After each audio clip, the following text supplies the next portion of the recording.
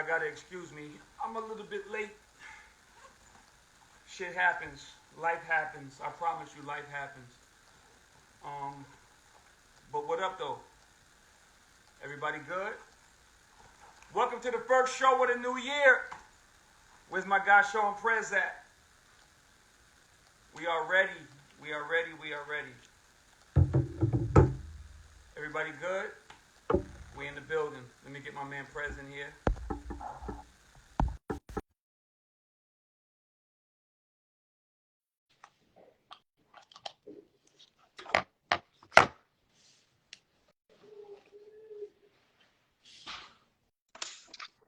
Rich, what there up? There you go. What Happy up, New guy? Year, son. What's good?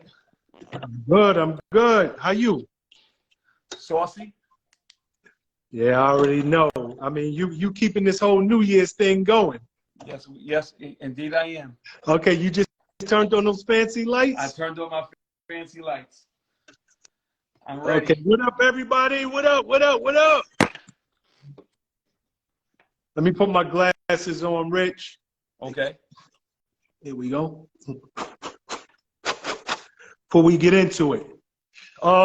First and foremost, Happy New Year, everybody. 2023, first show of the new year. My man Rich Dollars is still celebrating. I heard him a few minutes ago. Rich was like, yo, Rich, where was you? Huh? Where was you when I hit you? Whenever I'm here, I go to this place called Duffy's. It's like 5 minutes from here. But they got hookah and they got drinks. If anybody knows about North Miami Beach, you know that Duffy's is like my spot. All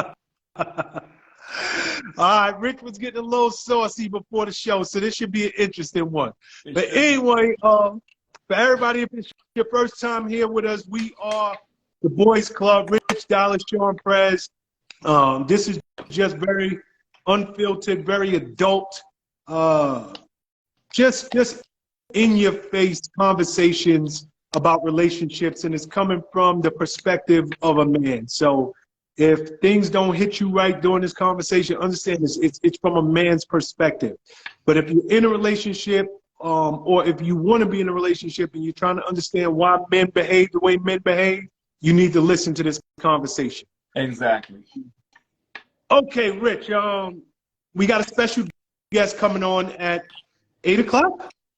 Yep, we got Sidney coming in at 8 o'clock. Okay, so we got Sidney coming back in. Shout to Sidney, Starr, wherever you are. So I'm going to get right into it. I need your perspective on something, all right? Okay. Okay. Again, happy 2023 to everybody who's tuning in, everybody who supports the Boys Club. Shout out okay, Johnny so Blaze. Johnny Blaze, what up, girl? We might have to get Johnny Blaze in here tonight with her crazy ass. Oh, I know she got some opinions. All right, so in full disclosure, Rich, I'm gonna read you one of our people who've been supporting this show since we started. She's also a personal friend of mine. She's going through something. She hit me offline, and I just told her, like, yo, you know what? Put it all in writing, because I want Rich to get in on this conversation, all right? And get your perspective. All right, so she says her and a guy she's worked with for the last 6 years, I guess it recently started going somewhere a little different, all right? So she's working with a guy for the last 6 years. She recently started working out at a gym next to her job, and he volunteered to be her trainer. After the gym workout, he offered to drop her off at home, which was cool because she looked at him as just a friend. During the workout, he was flirting with her, but she blew it off because he's married and he's a friend. Once he dropped her off at the crib, he then requested that she call him on his ride back home. During the conversation, he confessed that he's very interested in her and he's been attracted to her for the last 6 years. But he never said anything because he thought she was dealing with somebody else at their job because they work together. She cleared that up. Nah, I never dealt with homeboy, whatever, yada, yada, yada. The next day he texted her, how you feeling? She responded a little sore and tender, but I'll manage. That was a Thursday. Friday, she sent a text message, good morning, and enjoy your day. He responded, good morning, sunshine. Later that evening, she sent a text message basically saying, let's talk. She never heard back from him. Saturday rolls around. There's no text or no response from him. Sunday, they exchanged New Year's wishes between each other. Monday, no text, no response. Tuesday, she received a good morning, and she responded back, back at you, yada, yada, yada, blah, blah, blah. Then he went ghost. The moral of this story is they've never had sex. They never even crossed the line, never kissed, this, that, and the third. He expressed interest in her. Now he's ghost. She's confused. She wants to know what the hell is going on here. Got it? Yep. Okay. What's your thoughts? So, and one last caveat. She called me either the day of or the day after he worked her out at the gym. And essentially, she was like, Sean, I know you. You're going to tell me, ask the hard questions, because he's married. She knew he was married. So I told her, yo, go ask the hard question. And then you saw the exchange. She hit him. He don't hit back. Then he randomly hits her. Whatever. What's your thoughts on this? From a red flag perspective, if he's expressing interest, but yet doesn't have the time to invest, then he's full of shit. He's full of shit. If somebody comes to you and they express interest in you, and then you're like, nah, and they ask you questions, and they're like, yo, I thought you had a man, I thought you was engaged, I thought whatever the case may be, and then you turn around and you be like, nah, it's none of those things. I'm ready. What's up? And then they go ghost on you. They full of shit. Point blank. Period. They full of shit. At the end of the day, he was trying you. He wanted to see where it was going to, what if you were available, and now he's trying to play games. The reality is, don't allow him to play games with you. If he's not going to give you the same energy that he gave while he was courting you or trying to talk to you, then why would you even want to be around, dude? Nigga, you full of shit. As a matter of fact, I don't even want you to be my trainer no more. Because now for real, because now I'm uncomfortable. Now I'm uncomfortable. Because you tried to take it somewhere where you had no business taking it. We was good just the way we were, but you took it there. You were inquiry minds. You wanted to know, and now here we are, and you full of shit. And now you playing games with me and going ghost on me. Nah, bro. Now I don't want you to be my trainer no more. Now, let's just be platonic. If I see you on the streets, what's up? But now I don't have no energy for you because now I feel away. Now I feel away about you because now I feel like you tried to play me. Now I feel like you tried to put me in the category with the birds. Like, you know what I'm saying? Like, oh, I'm gonna knock her down. I'm training her. I'm gonna knock her down. I'm gonna do what I gotta do. Nah. You ain't gonna give me the energy that you came with, then don't come at all. Okay. So very specifically, before I give my thoughts on this, because I haven't shared my thoughts with him.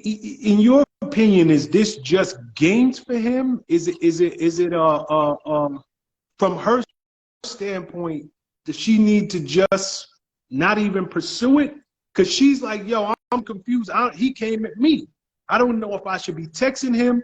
If I see him at work, do I bring this up? Like, where do I even stand with this whole thing? Yo, Daddy, if you're a friend of the family, and we all here, like Fred is my brother, and that means that you my sister. Dead that nigga. We don't even need to have conversations with him. Nigga, you played games. You was playing games. You tried to play me on some slick shit. And nah, we don't even need now we don't even need to do nothing together. Now we don't need to have no conversations. Now I don't even need to be a part of you because I see who you are. I see like you can't, like, yo, we say this every week. When a motherfucker show you who they are, believe them. When a motherfucker show you who they are, believe them. So if a nigga come at you and he on some like, yo, what's good? I thought you was with somebody, but I was trying to rock with you, blah, blah, blah. And then you like, nah, it's all good. What's up? And this nigga play games? No. We're not doing that. This is 23. This is 2023. We're not playing those games no more. That's some 2022 shit. We're not bringing that into the new year. We're not bringing that into the new year, Sean. Like, for real. Like, if you, like, nah, like, yo, homeboy, I'm good on you. You should have just left it the way it was. You should have left it the way it was until you was able to do some shit that you were able to be honest and forthright about who you were and what you were doing. So don't come at me on some bullshit, and then now that I give you the green light, you go and ghost on me because you think you got me where you want me, because now you know I have an interest. That's basically what it is. He was like, yo, I'm fucking throwing the fishing pole out there. I'm checking interest.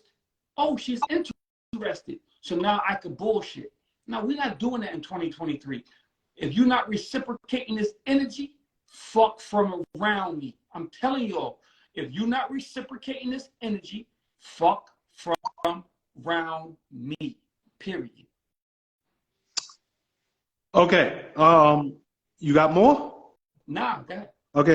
Here's my thoughts. For anybody who is just getting in on this conversation a little late, we're having a conversation about a young woman who is a friend to the show, and a married guy expressed interest in her, and now he's ghost. Here's my thoughts, Rich. I agree with you. He's married, and one of the things I should have asked her, that which I didn't ask her, was how long has he been married? Because that's a valid question, and I'm gonna tell you why. You know, he probably has been with his chick for a very, very long time, or it's not. Even if it's not very, very long in terms of years, it's very, very long in terms of his mind, that I haven't had no outside ass. And I get the sense that whether he was real and had a genuine interest in her, or if he was just putting a fishing pole out there, when she basically hit him the next day and was like, yo, can we talk? And I told her, like, even before I go where I'm gonna go, I told her, yo, ask this man about him being married, because married in a relationship, things change. You know it and I know it. So for all Sean knew, he could have been married, but they going through a divorce. He just can't afford to get out the house yet. Maybe they separated. Maybe he ain't even living in the house, but he's technically still married. But when she hit him and she was like, can I talk? Can we talk? And the nigga went ghost. Here's what went through his head. Damn. Like, damn. She probably hit the nigga when his wife was next to him. She probably hit the nigga talking about, can we talk? And the reality of what he did just set in. Mm-hmm. Like, now I'm going to have to give this time, because I put it out there. She's on the hook. I could reel it in, but reeling it in means time, which means I'm about to get blown up at home. So the nigga shut it all down, which tells me ain't nothing changed at home. He is a unhappily married man, or maybe he's a married man who is going through the motions, and he was trying to put his feelers out there to see if, yo, do I still got it? Because sometimes niggas do that too. They got no real intent. They just want to know, if I was on the market, and I I mean, you know how it is. Can I still? Do I still got it? Real talk. I still got it. And soon as he figured out, do I still got it? It's like, yo, damn, this chick might blow me up because now she hit me. How are you? Hey, nigga, ain't no women ain't stupid. A female start randomly hitting you with hey. Your chick know you and she know the people who hit you. Like, we married. I know, like you could damn near breathe differently. And your wife is intuitive. She gonna pick up on that. And that nigga know his wife and he know his wife know him. She know when that phone ring, when niggas who hit this man, who's his regulars, and she probably hit him with the can we talk or how you doing, how you at a wrong time. And even if his wife didn't see it, I almost can bet you his wife was in close proximity, but that nigga got a guilty conscience anyway. Correct. So for him, he's like, oh damn, this is about to go left on me because I'm getting random texts from a random chick at work, and she hit me with the hey, how are you? Hope you have a good day, bull crap. And his wife ain't stupid. So to go to your earlier point, I think that he's full of crap. I think that this is a smash at best. I don't think, even without him saying a word, I do not think that this man is broken up with his wife. Him and his wife is still together. Whether they are happy or unhappy, they are still an item. And whatever y'all are gonna be, it ain't gonna be, it's gonna be you, him, and his wife. And you gonna be the side piece. So if you move any further with this, just understand what your role is. And I'm willing to bet, almost Rich, that he won't take it no further, because I believe her just hitting him those few times almost jammed him up at home. And he putting the kibosh on this thing right away. But that's just my thoughts. Nah, I 100% agree. I believe that he threw the rod out there, caught something, and then and almost felt like he had to throw the shit back because he wasn't prepared. Like, nah, bro, like, this is like, yo, I'm going to tell y'all this again. We're going into this new year. This is the first podcast of 2023. If niggas is not reciprocal, if women are not reciprocal with their energy, cut that shit loose. If he, number one, first and foremost, he's married. And the nigga said he was married. So before we even go any further with this conversation, let's just understand what you're doing to yourself. You're subjecting yourself to bullshit because he told you he was a married man. And your first motherfucking response should have been, well, nigga, get divorced and come see me. That should have been the first response. But it wasn't. And we get it. People are unhappy. They're going through a divorce. He could be on his way out the door, whatever the case may be. But let's just shout out to my nigga Quicksilver. But with that being said,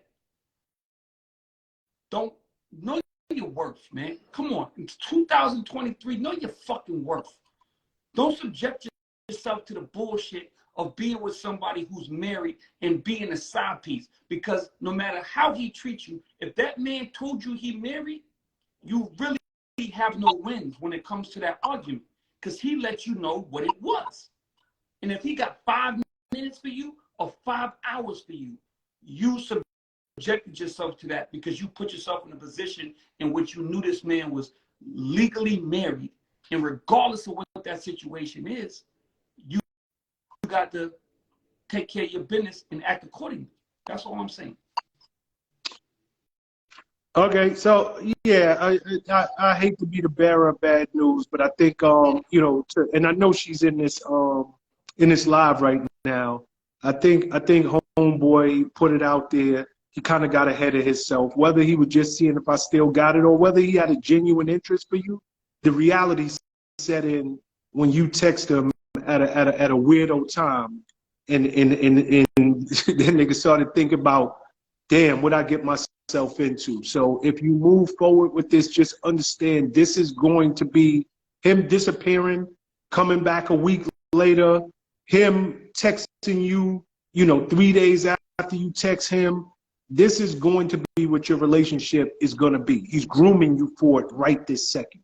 And if you move any forward with him, he's no longer to blame. You are. She asked him, can we talk, so that she could ask him the difficult questions. She did her part. He never hit her back. Just take it from me and Rich. I don't want to speak for you, but I think you would agree. This nigga is happily married. He's good at home. And even if he's not good, he ain't planning to leave no time soon. That's why you're not hearing from him. Rich, I know we got Sidney coming in at 8, so we can make this next one quick. I want to get your thoughts on something, all right? Yo, real quick, Sidney, Sidney, if you're in the room, please hit the comment. Please hit the button at the bottom with the plus, so we can get you in at 8:00 p.m. sharp, like we said we were gonna do. Please hit the button at the bottom, the plus button, so we can get you in. That's that fancy lighting shit, Sean. Let me turn off this fancy light. Now I don't think you're ready for my nah, nigga. You got all these girls. I guarantee all these. We love you, Rich. They see in the midnight freaking ambiance that the colors is changing. Got you looking like, yo. This shit is crazy. I'm ready to put my smoker's jacket on and box you. And y'all can meet me. You know what tomorrow is? In honor of tomorrow is J5. Shout out to my noobs. J5 is tomorrow. We gonna do it big in Atlanta. So yeah. Shout to all the noobs out there. I'll give y'all that. Shout to all the noobs. All right, I'm gonna make it quick.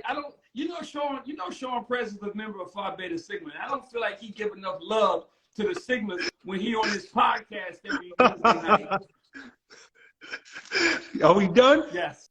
Yo, we only got a few more minutes. I wanna throw something out there to you.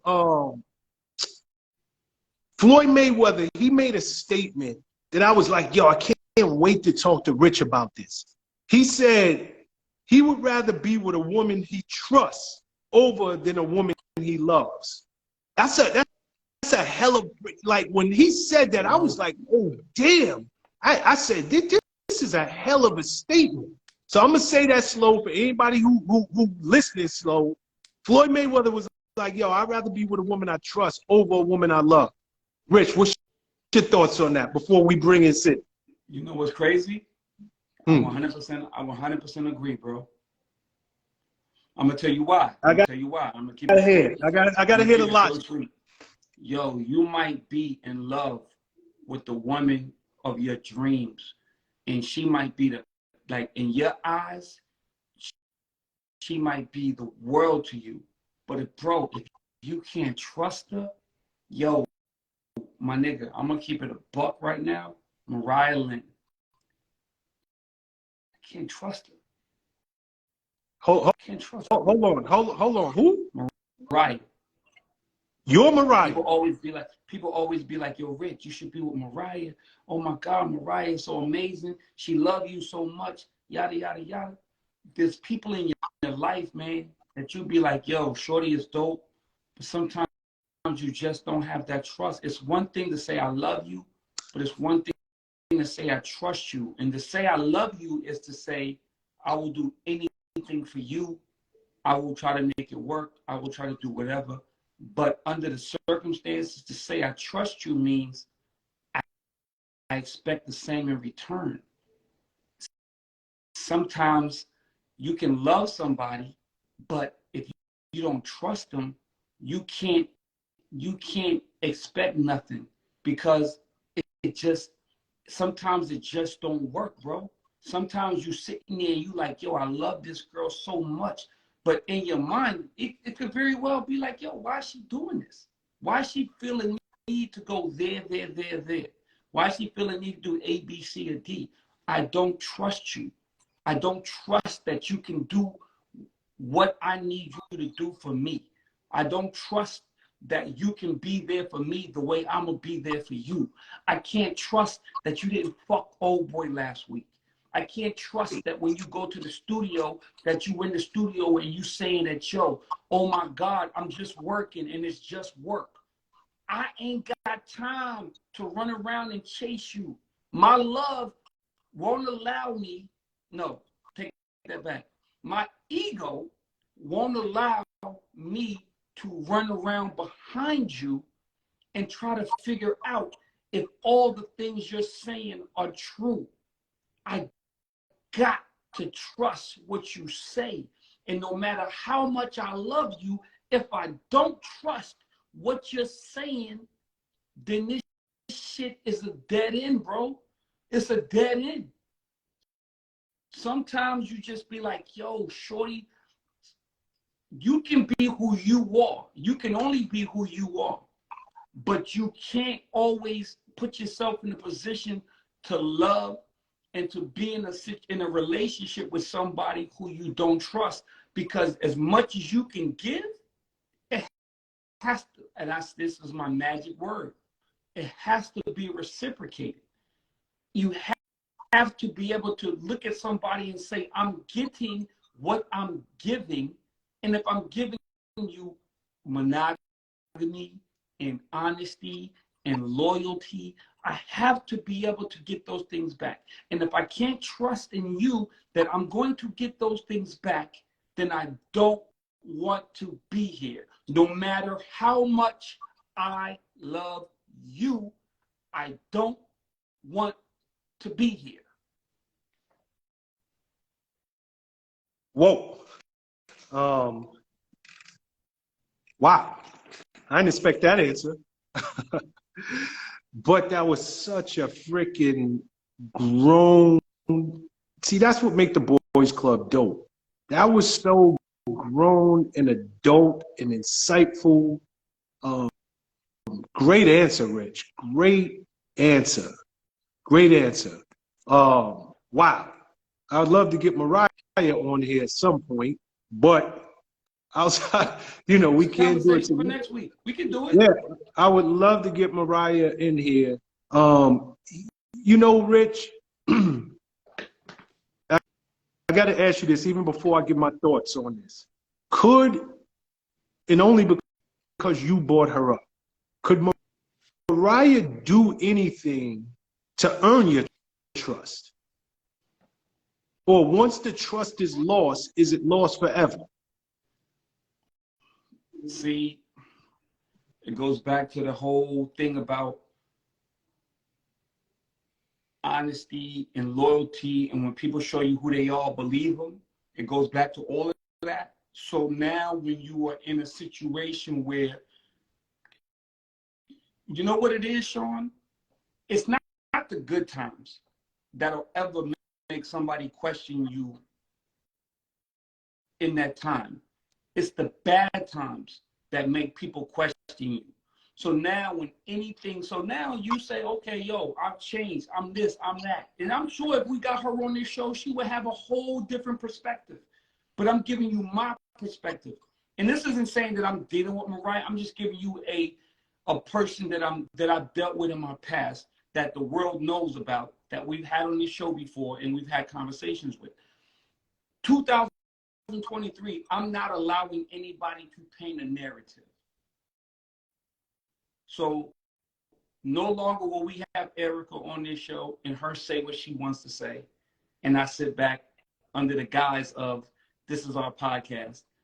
No longer will I let Mariah sit on this show and say what she needs to say under the guise of, this is our podcast, and we're just going to be polite, and we're going to. So now if you want to come on here and you have a narrative, I will rebut that narrative.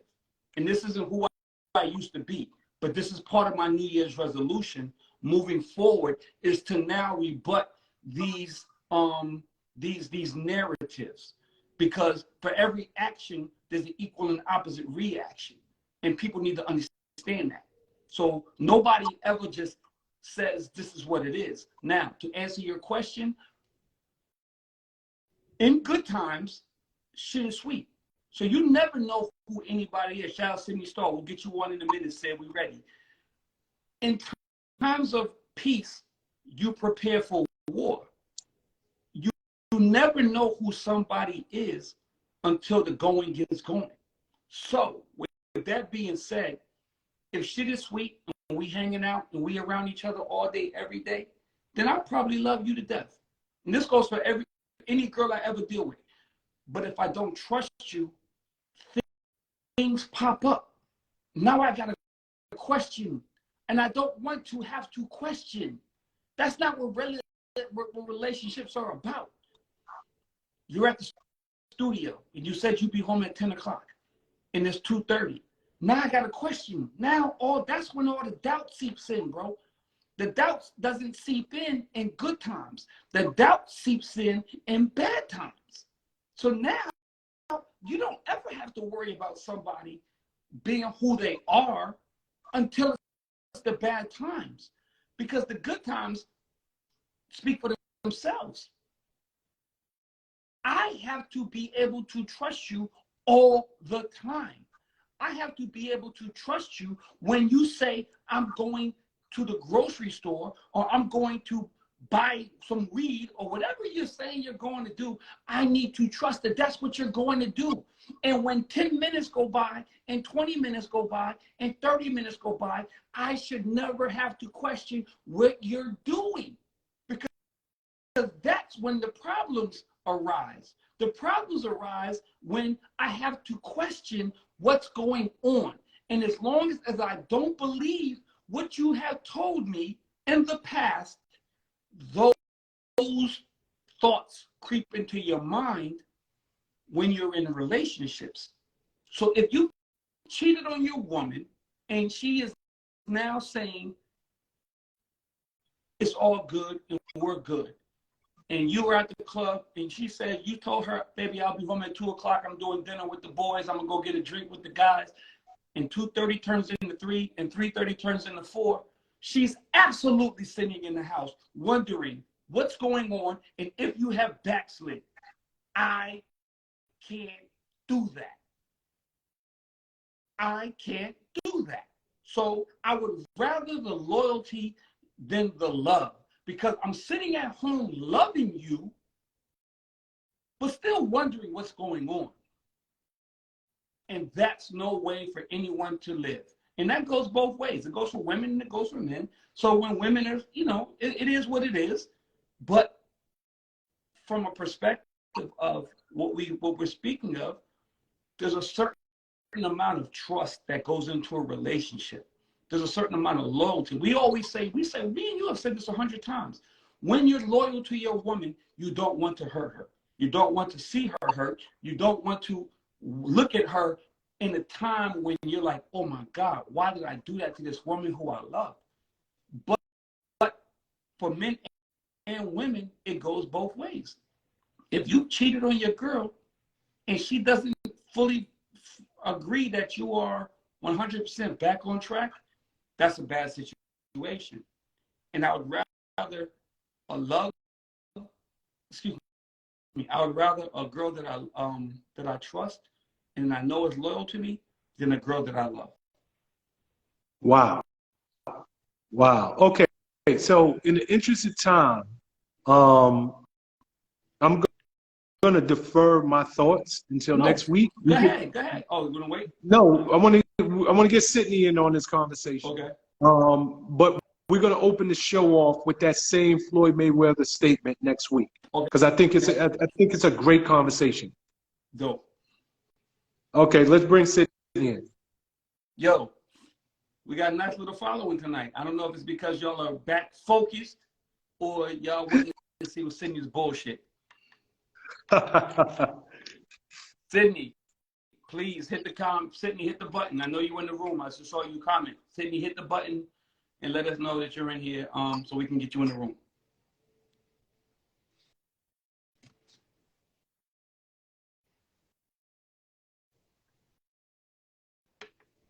My request just went away, Sean. I don't know what just happened. She'll hit it again. If not, Oh, there she goes. I think that's her. Okay. Nope. Sidney, hit the button so we can get you in. Let's have this conversation.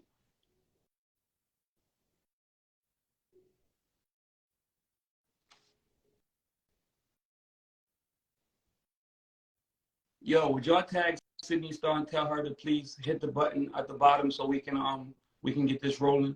Why is this a difficult situation, Sidney? You know what we're doing. Hit the plus sign in the camera. You know what to do. I mean, she's been on the show before. She know how to do it.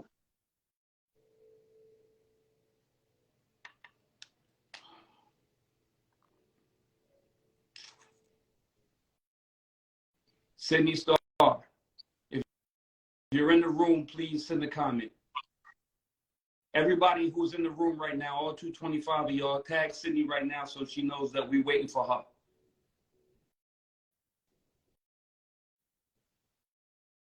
Sidney Starr is so unfocused. Yo, it's so fucking annoying. All right. Let me just talk. Is she in here? No. All right, let's keep the thing moving because she taking me out my feng shui. Like she messing up my whole energy for the night. I like this conversation. How's she looking? So I'm scared to start because if I start, she ain't coming in. She's not in the comment. Okay. Again, Sidney, I thought she said she just texted and said, I'm here. Okay, you're here. So hit the button so we can get you in the room.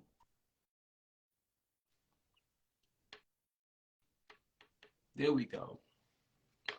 That's weird because like 30 people just popped up when it was 0. It was 0 for like right now. And then, yeah, I'm about to curse you out, girl. I was just going to say, you better pipe it on down. Pipe it down. Still, what up? Just that not. But what's up? I don't know what the fuck that means, bro. Yeah, you know, when you got to go a little lower than going rah, rah, rah, like you usually do on me. Yeah, so we good. Anyway, Sean, Sidney Starr. Happy New Year, Sidney. Happy New Year. What's going on? Okay, welcome back to the Boys Club, Sidney. Thank you for having me back. Yep. You don't mind showing them things, and you purposely position yourself. I just pulled them up. I'm trying to be PG-13. Oh no, man. All right, so Rich, I do love the charm. I won't lie about that. I know, and they look real and all that too. Good Lord. Yo, Rich, let's start off with that conversation you told me that you two were having, because I thought that was a dope freaking conversation about when do you tell a man that you're dealing with that you're actually trans. Did I get that right? Is that the conversation you and Sidney had? Yes. Mm-hmm. Okay. Fill the audience in on the backstory of that, Rich, and then we'll let you go, Sidney. We'll let you take over from there. Go ahead, Rich. If everybody doesn't know, Sidney's been on the show 100 times. This is my sister. I manage Sidney, so you know we've been Love Hip Hop New York 9. Exactly. So with that being said, what happened? No, I was saying in case they didn't know that I am a Love and Hip Hop cast member. She is a cast member of Love and Hip Hop New York.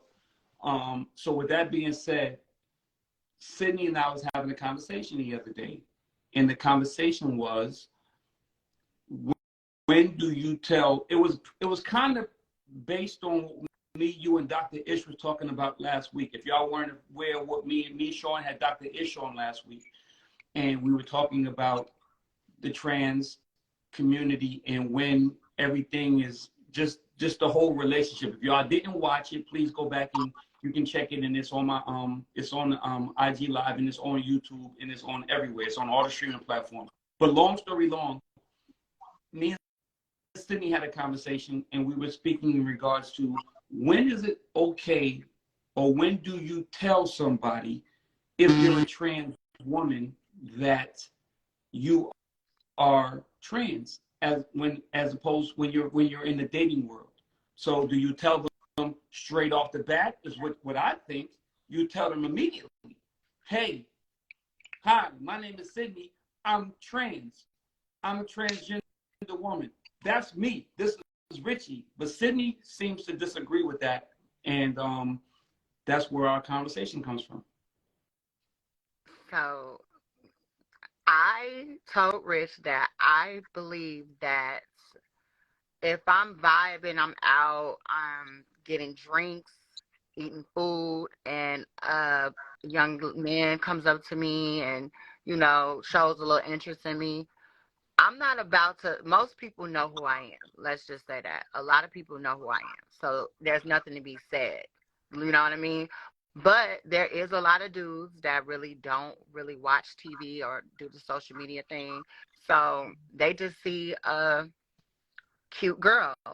You know, I'm not bad looking. I'm actually very attractive. I get hit on all the time. So some guys, you know, they just might be like, hey, you want a drink? Can I buy you a drink?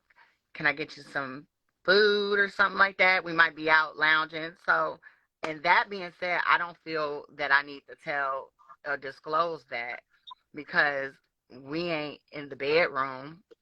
I'm not opening my legs to you doing your thing or anything like that, me doing that to you. We're just having friendly conversations. So I feel like if you're vibing with me as a person, it shouldn't matter what is going on downstairs at that moment, if you know what I mean. So I feel like that does not need to be disclosed until you homie talking about what's up with them yams type stuff. Then we can maybe go into that a little bit deeper. But until you just talking about you want to just go have some drinks, maybe go to the movies, I don't think it's really, you know, that important to say just yet. So, Okay, I got a few questions for you, Sidney. I know you said a lot of people know who you are, but there's a lot. It's a big world out there. It's a lot of people who don't.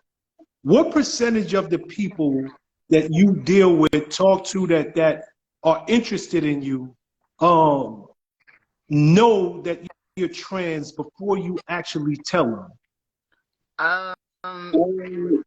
very little. So, Most people so don't. they don't usually figure it out somewhere along the line? Well, yeah, because I'm known, so all it takes is one light to match, you know, one light to, you know what I mean?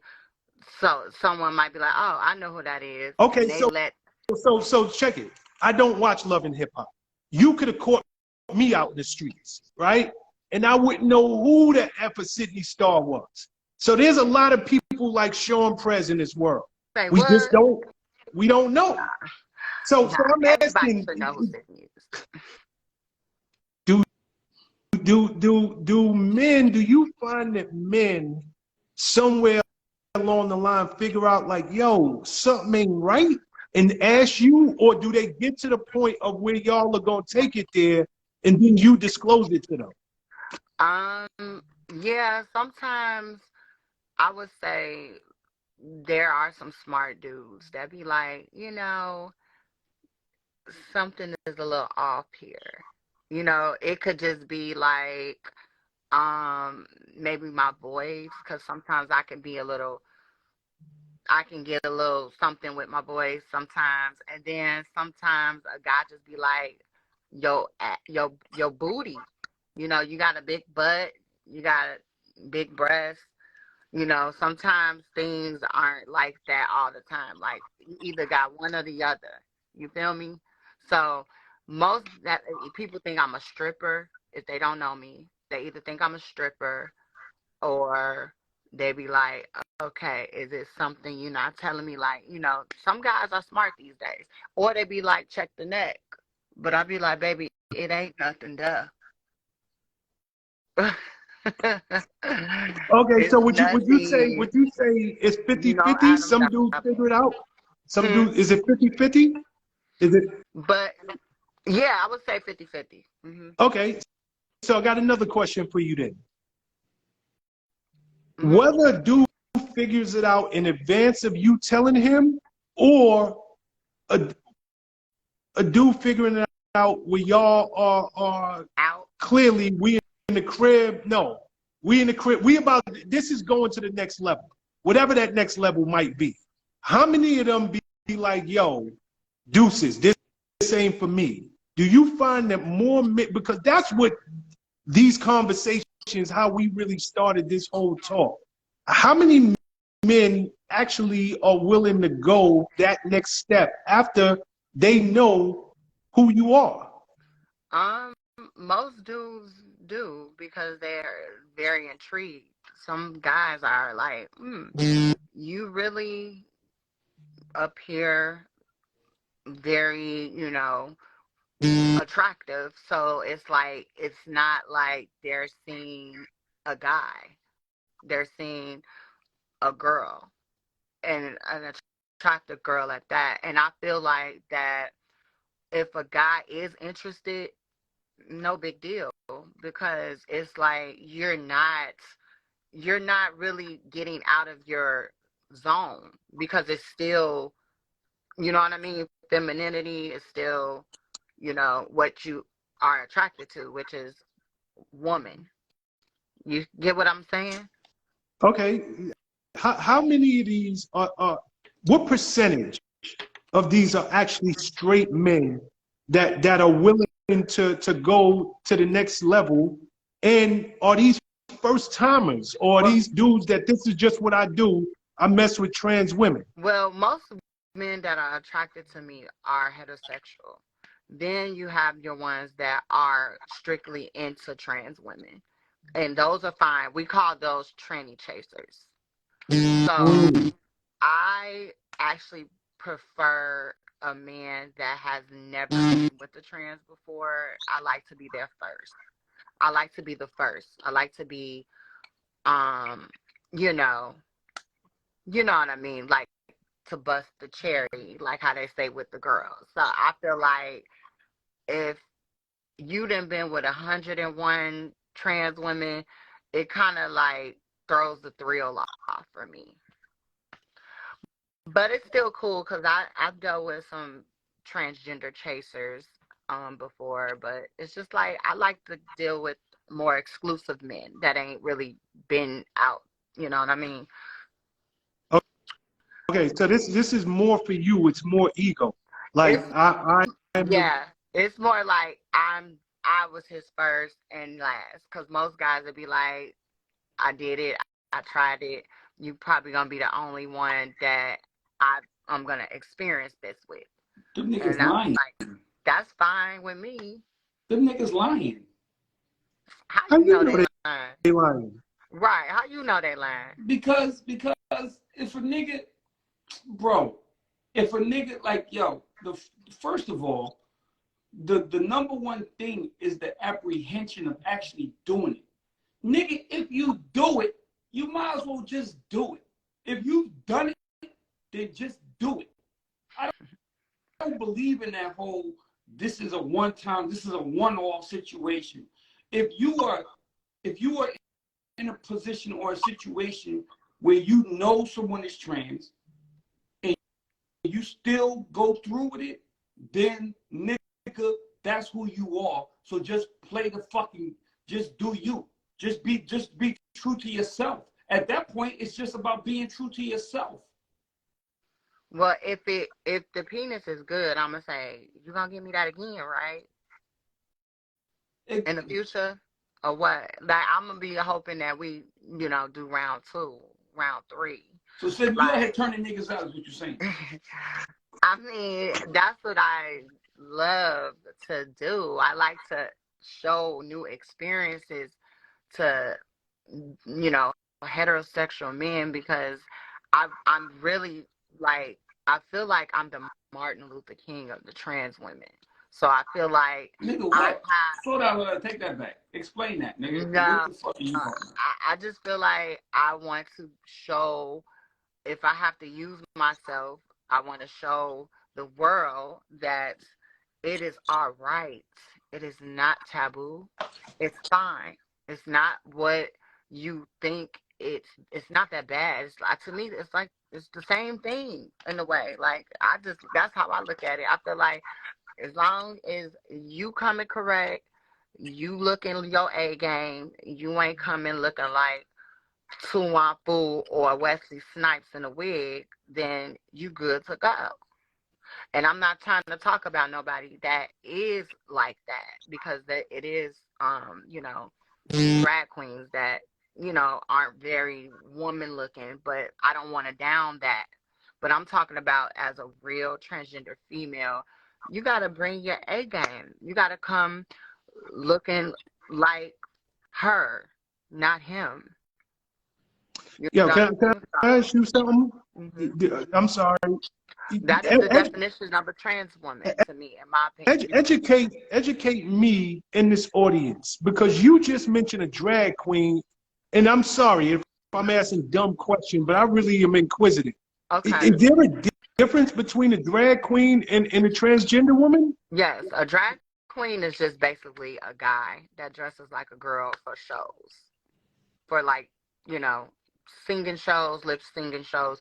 That is the definition of a drag queen. It's a performer. Okay, so he can have a wife and all that. Yes, he could have the drag queen could actually have a wife and kids. Okay, if being a drag queen is what's bringing the bread in, then I'm sure the wife ain't, saying nothing. Go on and do your thing, babe. Just make sure you put my wig back afterwards. She probably saying that, bring the money in, make sure you put the wig back. That's it. And put my makeup back. Because, you got to be all done up in makeup. So. Understood. What makes a transgender woman? A transgender female is young lady like myself who undergoes the surgery, who takes the hormones, the female hormones, who lives their life as a woman every day. It's not something that they do sometimes or just on the weekends. This is something every day.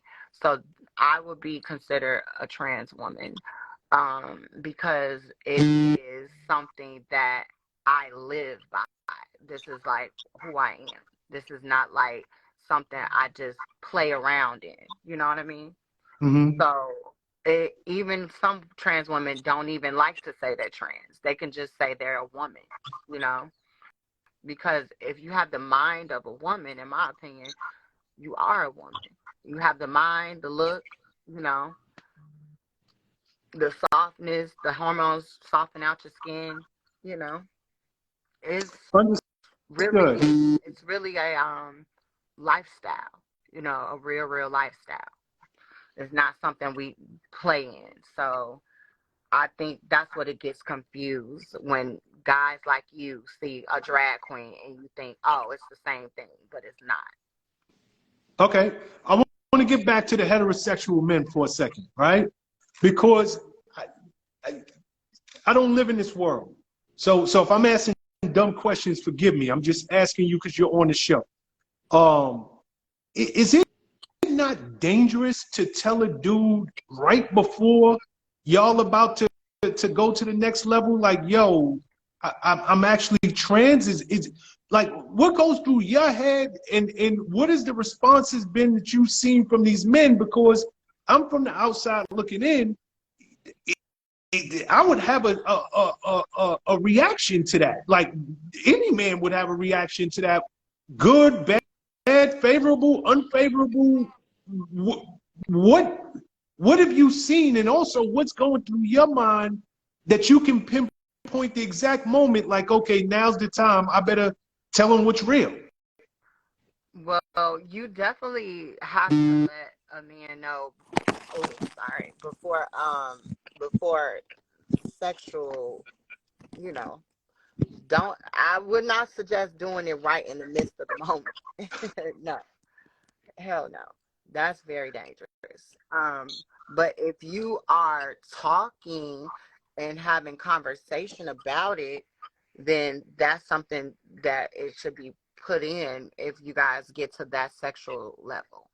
So yeah, then let him make that decision. I agree. You just don't tell them right when everybody's pants are down. You know, that can end deadly. You Have know. Have you ever seen a man be like? Have you ever seen a man be like, "Hell no, I'm out of here," and then get to the door and come back and be like, "Yo, I thought it over."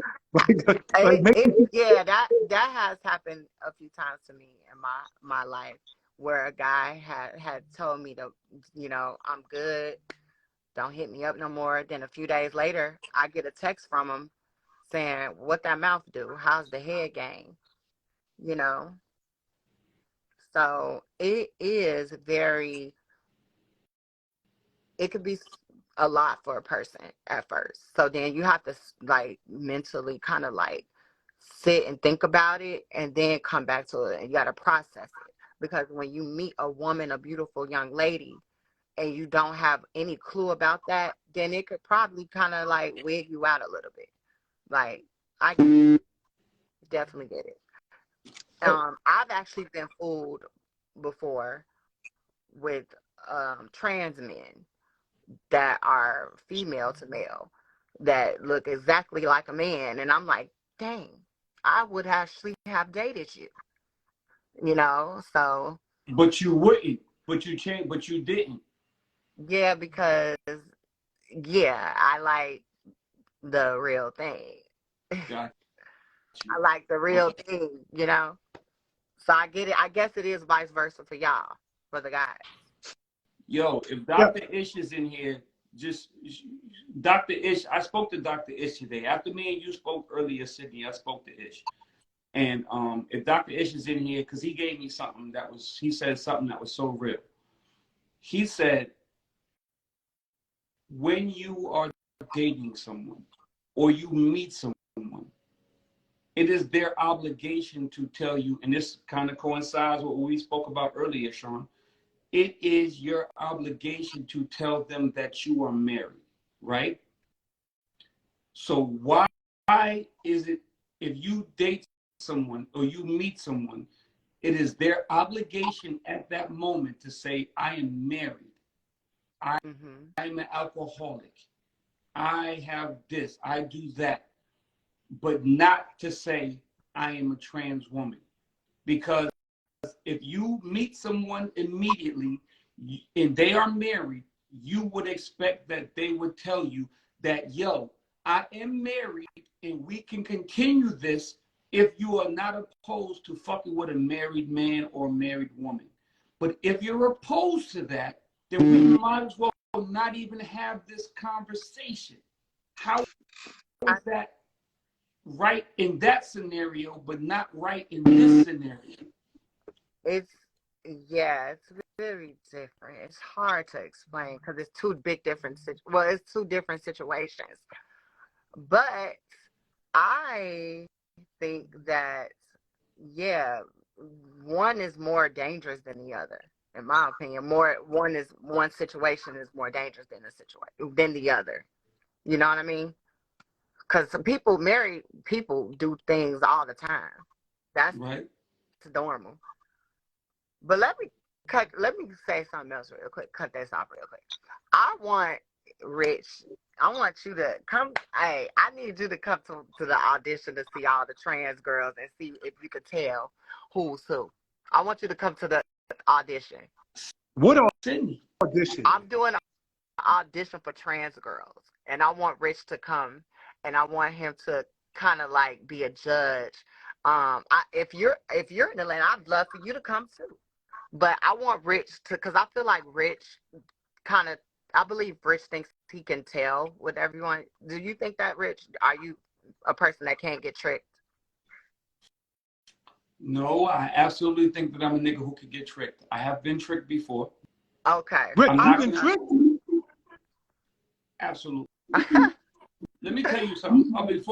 Okay, so the background, we spoke about Sidney's reality show. Sidney's doing a For Love reality show. And so we're doing some things right now. Shout out to my brother Ray J.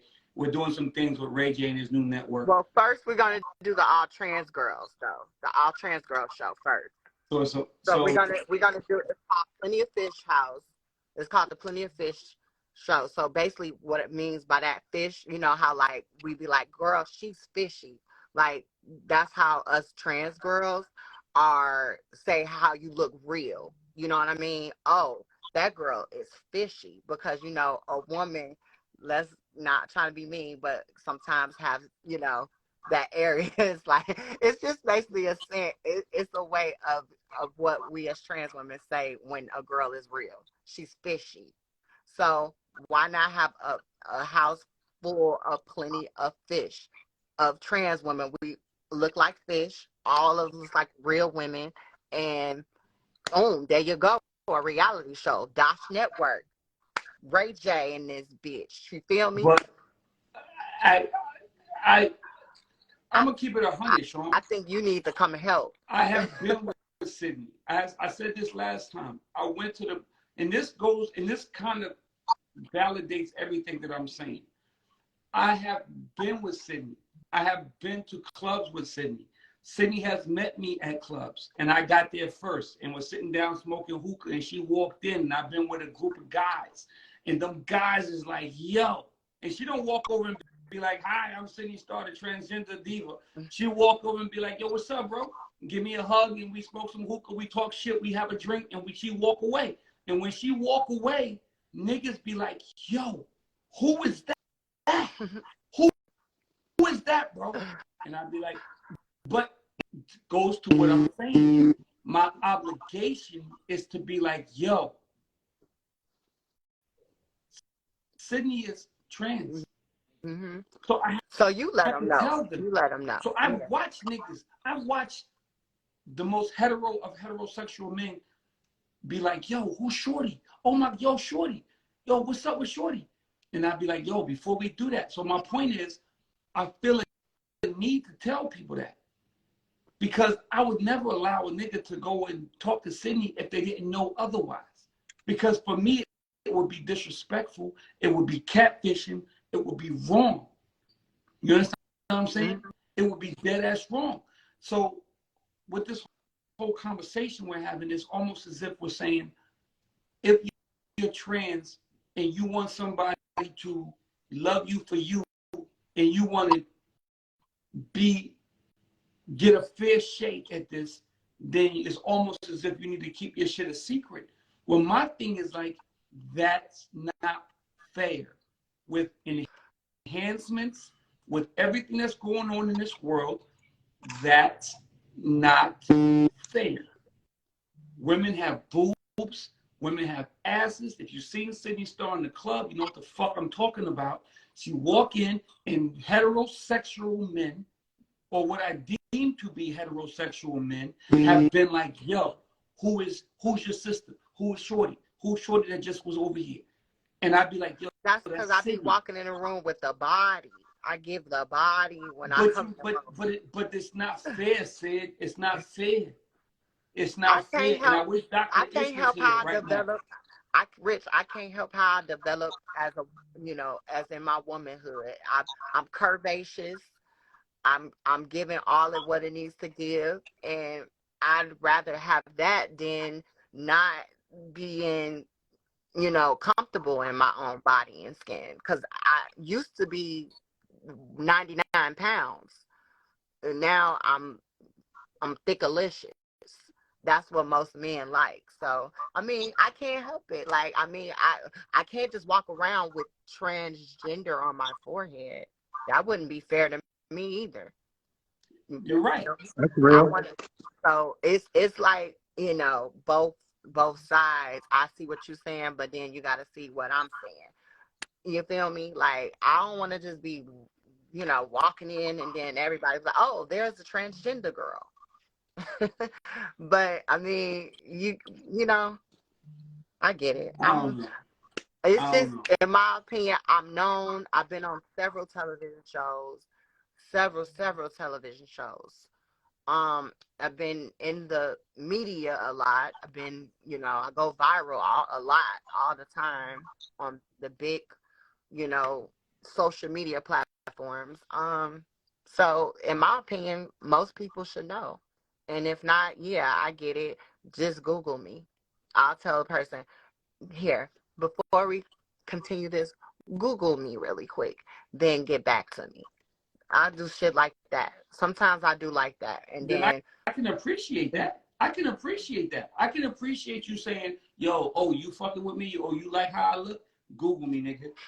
And then come back to me. I can 100% appreciate that. I do that. I do that a lot too. Yep, I do.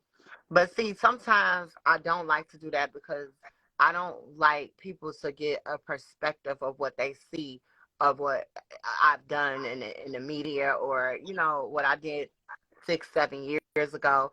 That's not always what I want people to know and see, because that's not who I am now. You feel me? Like, what happened 6-7 years ago doesn't base off of who I am today. Let me ask you this before, because we got to bring callers into this conversation. Okay, yeah, I'm gonna end out. Let me end me out good. End me out good. No, we want you to sit in while we bring callers in. You got time? Oh, okay. I was just going, you know. But I got one last question for you. No, I got one last question for you.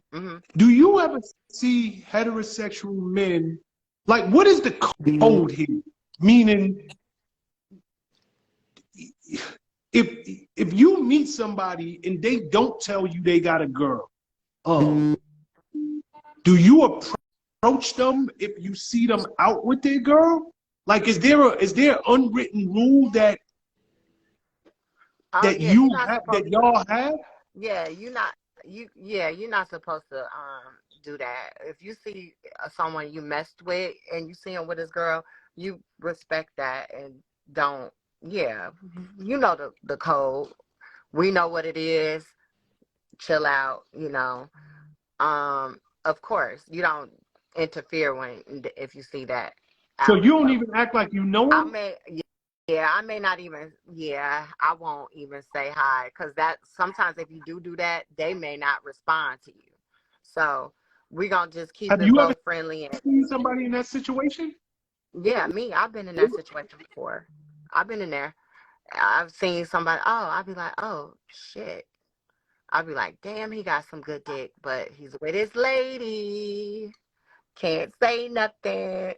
So I keep it pushing, but I know what it is and he know what it is, because we know how we do. This is nuts, man. This is like... That's how you stay safe. Okay, so before we, Rich, let's bring some callers in. While we wait for the callers to come in, let me give the rules.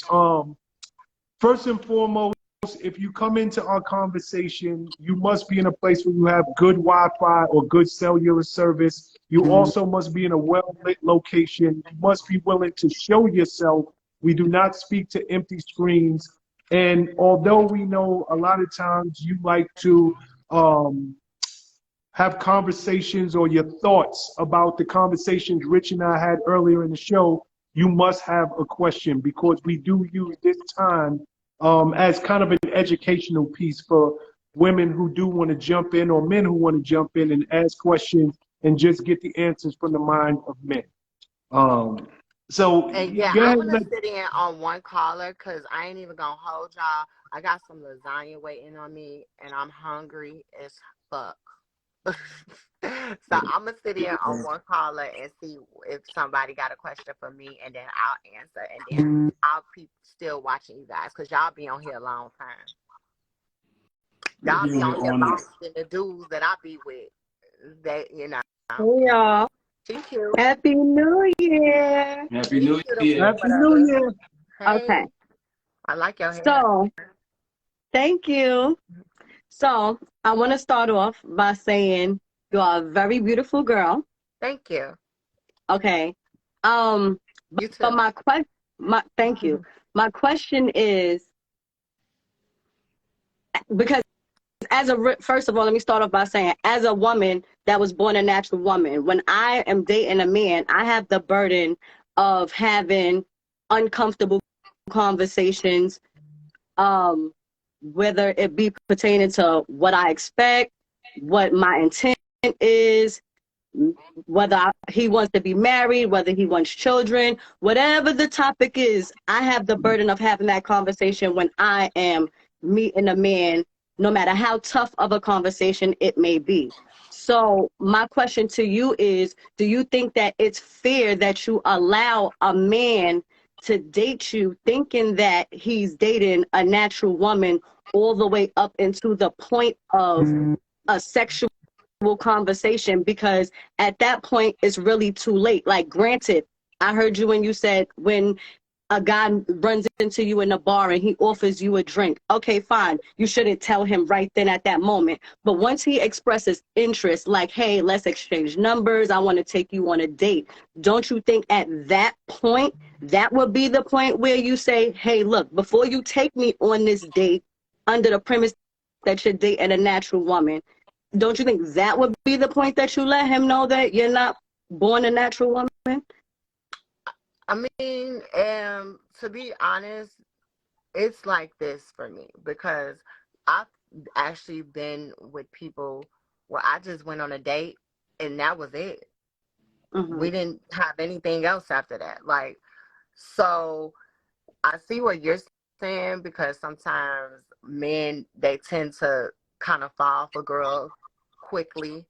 You know, like, honestly, earlier I talked to Rich's mom and she said, like, what if they fall in love with you or something even before that or have feelings Mm-hmm. for you? So I'm like, that is a good analysis. But to be honest, I feel like if that happens, then at that point, he is going to accept me for who I am. Because if he has feelings for me, then a person will accept your flaws. Which is true up to a certain extent, because, okay, so say a guy, he wants to be married and have children, right? When he's dating you and getting to know you, as beautiful as you are, in his mind, he is pursuing a woman that he could potentially have that with. And it's not up until the point where, according to you, it's about to be physical that you're disclosing that information. So it's unfair to the male as well to date and get to know you, take a liking for you, develop feelings for you, not knowing that you are, a trans woman. I agree with you. So yeah, like I said, it definitely is. But see, it's so many trans women out here that do it differently. So I do agree that you should let the man know. I think Right. it's very, these time of days we live in, yeah. Yeah. So I get it. But there are some men, it depends on who the man is too. Now, if it's Mm-hmm. some hood nigga that's the dope boy, drug dealer, oh, baby, I'm going to tell him up front because I don't want him to hit me with his Glock. Okay? I'm going to tell him up front. So Now, basically, you use your discretion on a case by case basis different when type. it's So let's be okay real. to tell somebody. I'm not going to be mean to you, homie, down here. My homie, I'm on your show. Now, I probably would let you take me out on a few dates before telling you. Who? Me? Yeah. Because Okay. you seem the type that you aren't, an aggressive type of guy. You seem like a nice person. So I probably would let you take me on 2 dates, 3 dates, maybe, and then maybe disclose that to you later. But I feel like I said, like a dope boy off the block, drug dealer, I'm gonna be like, sweetie, yeah, before this even goes a step further, I'm gonna let you know something. Because I just feel like if you're dealing with a drug dealer, they're crazy. So, I mean, like I said, it depends. Like a nerdy type of guy, I probably let him take me out on a few dates. But this is the thing, right? You said that you had got caught out there one time and you met a male that was actually born a female, I, and you weren't interested yeah. because So you it's like the the same real thing. It's thing, vice versa. I right? get it. Yeah. So, if you like the real thing and that's your preference and that's what you like, then you should give men that option to, I stick agree with you. Yeah, with I what agree they with you. like. I agree with you 100%, and I And, do. and, and girl, for your safety, because you know a dude, you might let him take you out on a few dates, and he done been seen in public with you, and now you coming out with this new information, and he's like, girl, you got me taking you out, spending my money on you, getting to know you, thinking it's about to be something that it's not about to be, you know, like. Well, I'm gonna stop you right here. Now, see, I can't really do that nowadays anymore because I am kind of known, but I do know a lot of trans women that do that. So that's why I've actually spoke on it, because I know a lot of trans women that are kind of, they live their life low key. They're not known like that, and they do that. But see, I can't do that like that no more. Really, them days is over. But like, I know from experience from other trans girls that, yeah, she'll let me know like, oh yeah, I'll let him take me out, but he don't know T yet. That's our thing when we say he don't know T. I'll be like, girl, he gonna clock T soon. You better tell him. So I'd be like, I don't agree with the whole doing that anymore. Like, I used to do that. That's why I was telling Rich, like, I rather would do that now if I could, but I mean, like I said, a 10 group of people, it's gonna be 1 or 2 people that know who I am. Literally, every time it happens. It only takes one. I mean, look, if a guy knows and he still chooses to date you, by all means, you know, rock out, do your thing, you know, Rock as out long as he, you know, with as your long as cock he's out.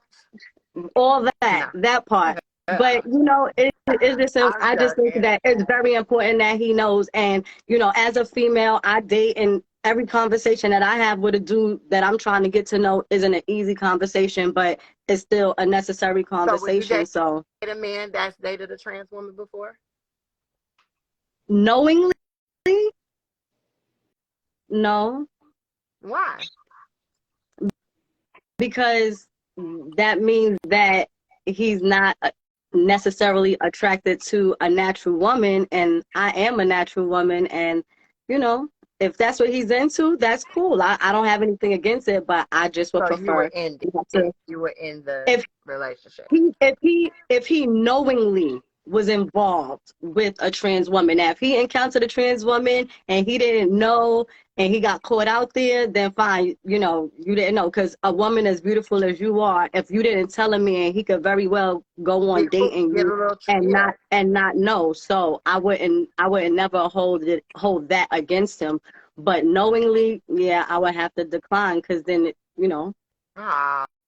It's It's a very fluid lifestyle. I see what you're saying, but I honestly think that you shouldn't stop dating. It's 2022, and you know, you gotta be, oh, excuse me, yes, 2023, right.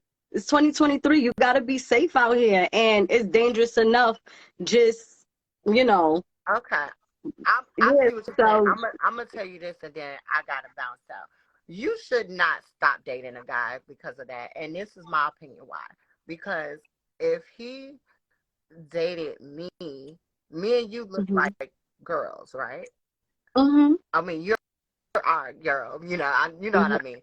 We look like you see this women. To the naked eye, yes. To the naked eye, we both appear to be women. But I you know, I bleed every month, and I'm able to produce a natural child. And if a man is interested in having that, that's not, I mean, with science and everything, you know, anything is possible at this point, but that's not a possibility as it pertains to pursuing a relationship with a trans woman. I got my Halloween blood in the back. I bleed. I kind of like fake bleed every month too. Nah, but I'm just saying it's not so bad if you ever was to find a guy that you like and he was maybe into trans women, because we are women too. Just want to let you know that. But I mean, you have your own opinion about the situation. But if he tell you that he's dated a dude, then I could see maybe you might have an issue. But in my opinion, if you find out that he has dated a trans woman like myself, we're girls too. So it shouldn't really be an issue. But sister, if I get what you're saying, but I think you should rethink it, you know, just in case it happens to you in the future. You know, you never know. It's a big world. You never know, but I really hope that that's not a conversation that I end up having to have. You know, I You will never hope know. that. You never know, because it'd be the ones that you never would expect. So just keep that in mind. Listen, you're a beautiful girl. I could believe it. Thank you. Look, all right, And then- y'all. or, Rich, like if I what? was a man on a drunk night, I might throw caution to the wind. With that, on that note, Well, I'm I letting both of you niggas enjoyed go. being on here. It was nice talking. What's your name again? Esby. Lesby? SB. Ah, okay, Esby. I thought you said Yeah. lesby, girl. I No, was about to baby. say, what? Hold on. No, Okay. honey. But No. yeah, it was nice. I enjoyed our combo. We had a nice little, I enjoyed this vibe with the guys and you. And hopefully we taught some people something today, you know? Well, yes, hopefully it was good talking to you. You too. And Rich, come on, meet me at the auditions on the 10th. I'm there. So we can, I'm there. I really want Rich to be there because I really feel like these trans girls are going to, Rich might be like, hold up, wait, that's a trans woman? Nah. But I need my brother to come help me. I need my brother to come help. I'm there. So Let's figure it out. Let's figure it out. All right, guys. Thank you for having me on your show again. And, you know, keep it going. 'Cause they love it. They loving it. Sid, They love you. Right? All right, Thank y'all. Be safe. Happy New Year. Don't think I didn't catch you low key call me a nerd. Like I ain't letting that go. You're a handsome nerd. Be I actually good. would date you. I would Be date good. Don't start that on this show. Yeah. Yo. But hey, shout to Sidney Starr. I'm gonna keep it so real, Rich. These be them hard conversations. These be them uncomfortable conversations that people need to have. And I think that she made it very, very comfortable. This was an comfortable situation because she had some hard questions that usually people are afraid to even ask. So here's what it is. But shout out to Sidney Starr. Agreed. Just don't call me a nerd. Hold on a second. It's fucking. This is the worst thing. All right, so let's bring somebody else in. Ready to bring somebody else in? Yep. And also shout to Lesby. Yo, Lesby, what up? Shout to Lesby. Yo, did you see Sidney about to be like, what the F? Like, you asking me all these crazy questions, and you a lesbian. And you lesbian. I just don't appreciate. Hello, everybody. Hold on. What's your name? My name is. Excuse me. My name is Trent. Trent Will W. Trent from where? I'm Trent from Brooklyn. Okay. What's up, Trent from Brooklyn? Sorry about that. I didn't expect the acceptance. I was eating dinner, but I appreciate the conversation you all are having. As a trans dude myself, I thought Sidney was wrong. Hold on. I'm so confused. Are you a woman that is as a man or a man that's a woman? I was born a cis female, a female, and I am a trans guy. Okay. All right. And again, so that was the thing about the representation and not really when Sidney said, my question really was for her, but it's cool.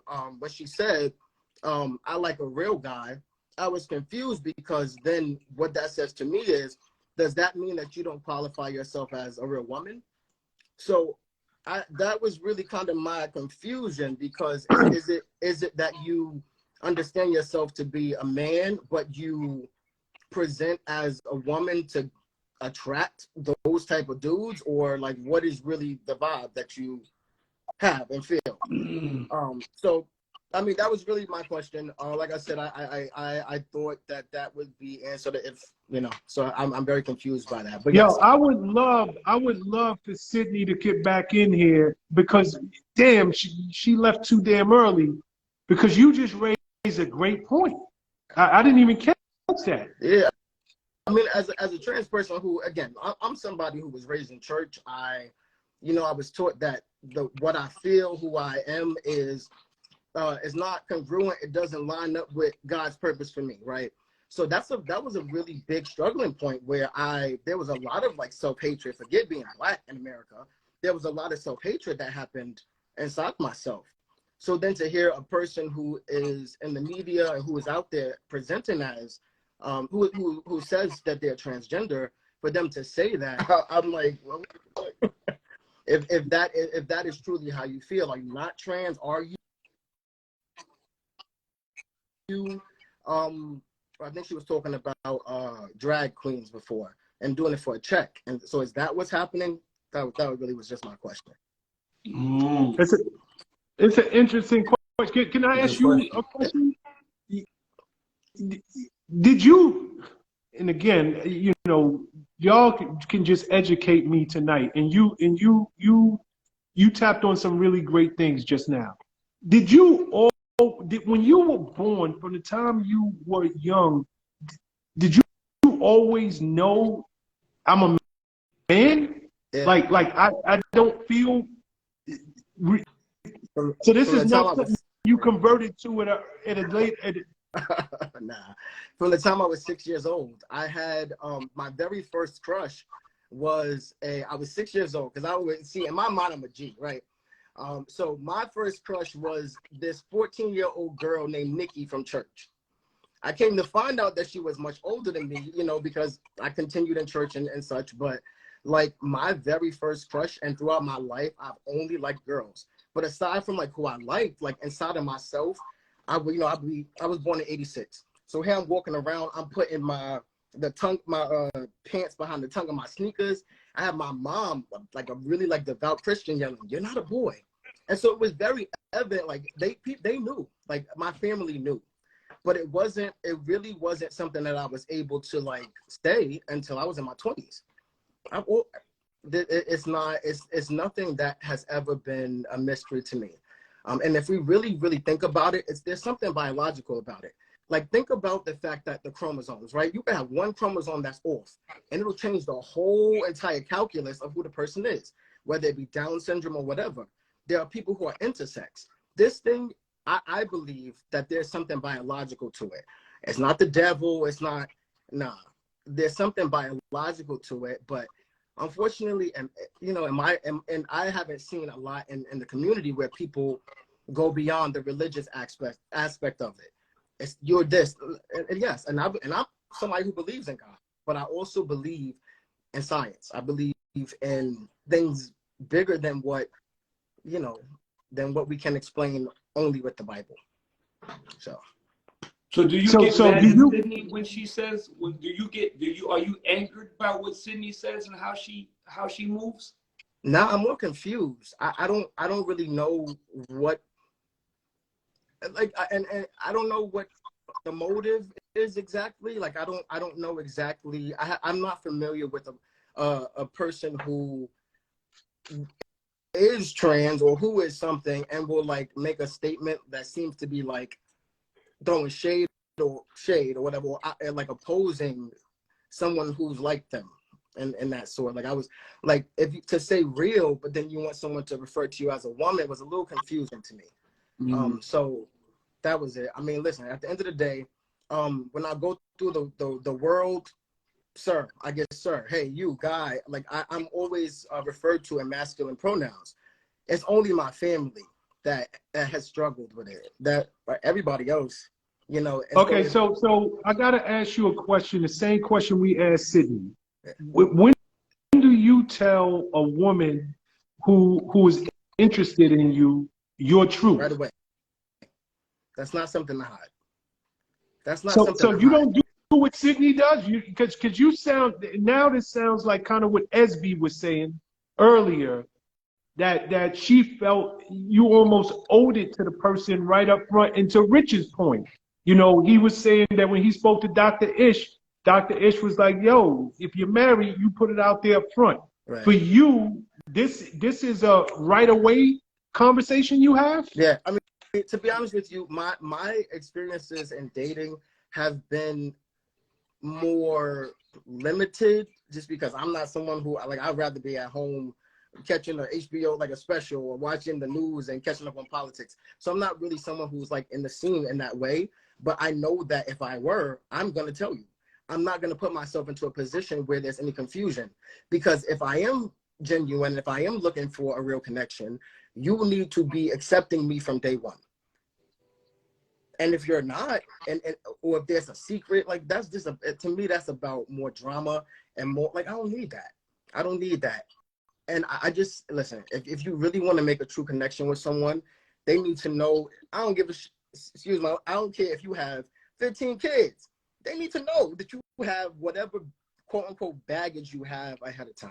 Because you need, and I always said this, I'm married now, you need to give someone the opportunity to make a choice on whether or not they want to F with you.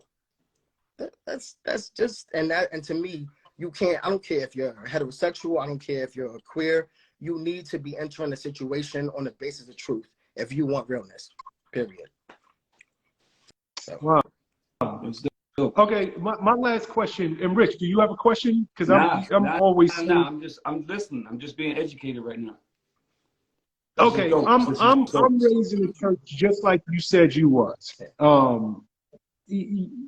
Where does religion, God, and I don't know what your faith is. I don't know, coming from the Black community, I'm assuming you're Baptist, Pentecostal, something. Pentecostal. You're Pentecostal? Pentecostal. Okay. Yeah. So we both are crystal clear. Pentecostal, that's fire and brimstone. That's God ain't make no mistakes. He made man and he made woman. Yeah. You know who you are since birth, but you also said you believe in God. Where is the intersection there? Like, how does it make sense even in your mind based on what you have been taught, based on what you know biologically about yourself? Unfortunately, I don't fit into the landscape of traditional Christianity. I just have to hold on to what I know about God, that he's loving, that he cares, that he sees me in my private moments when no one else is around. And so those are the truths, those are the things that I hold on to, despite what I hear man saying. I understand that everybody has to go from this place at some point. And I just hold on to the hope that when I go, that if I don't open my eyes where I would love to open my eyes, I hope that God I don't know. I haven't really, to be honest, come to full terms with my truth and in that way. I believe what I was taught. I believe the Bible. I believe the word. I believe that, Adam and Eve. But what I also understand is that this is not something I chose. Did I finally choose to be honest about what has always been inside of me since I was a kid? Yeah. But I really did not think that there could really be a God who loved me that would see me trying. I'm talking about, like, I was in high school. I went through this whole season of, like, in 9th grade, all I did was I wore skirts. I'm being consecrated. I'm praying. I did all of this stuff, right? This whole, like, Juanita Bynum thing. But I realized that I was miserable. And I'm like, how is this love? How is this Christianity? How is this the God that y'all are talking about? Because he sees me and he gets that this is not me. So I choose more to, and not like sage burning or anything like that, but I choose more a personal, like, hey, God, I talk to him. I have a 6-year-old that I had, do the IVF with my wife. I have a little baby girl too. Just knew that I needed to teach them the Bible. We pray he's headed to school. We pray. We talk to God every night. We read the Bible. But at the same time, I teach them that God is love, and no matter who you are, what you are, and all these 8 billion people, he sees you. And trust me, I'm not the first queer person on the planet, and I'm not going to be the last. So there is something that needs to be in our community really looked at. This is not a new phenomenon. This is not new. And if we keep doing this judgmental thing where we're isolating people like me, you can't call yourself a Christian. You can't. Because God is love and he's the final judge. And so I live my life understanding that people are not my judge. I'm going to keep on doing what I know. I'm going to keep on being who I am. And at the end, that's something that I personally have to answer for. Nobody else for me. Well, I would say I think your perspective is so dope and insightful. So dope. Yeah, like you really have you dropped some gems tonight, and your honesty is what I appreciate the most. You know, we have these in-depth conversations about heterosexual relationships on this show, and for the last few weeks we have started going somewhere else, and these are conversations that truthfully need to be had, because I can tell you there's another side out here who is fearful. There's ignorance.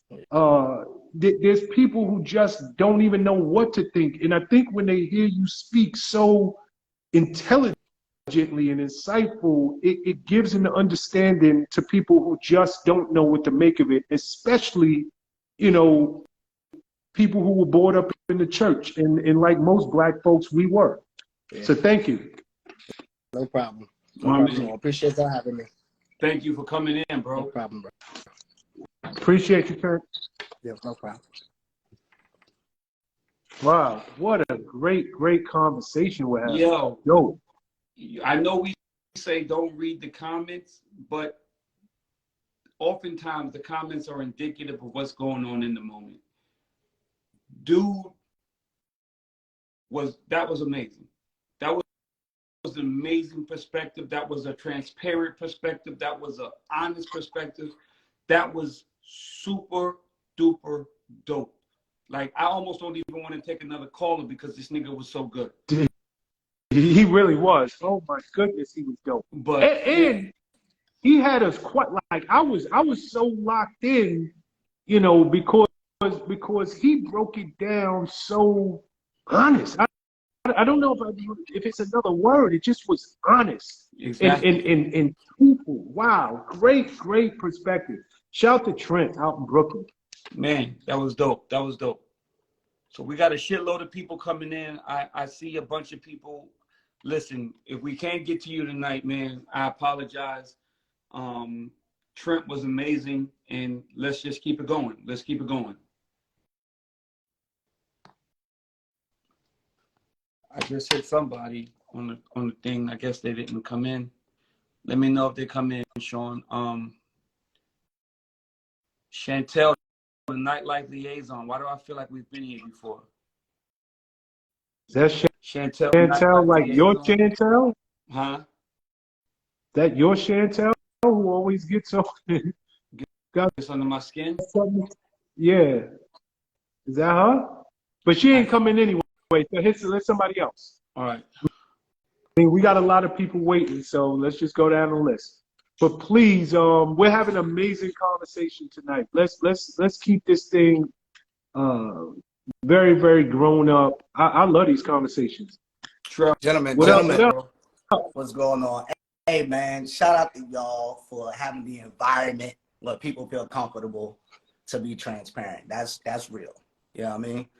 I'm just enjoying the show, and I appreciate y'all bringing me back on, the unofficial third member of the Boys Club. I'm gonna call myself that.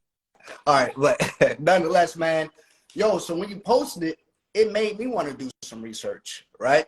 So I looked up, I'm in Northern Virginia, DC area, right? So I was like, all right, let me see what they got as far as certain rights and things that we may not know.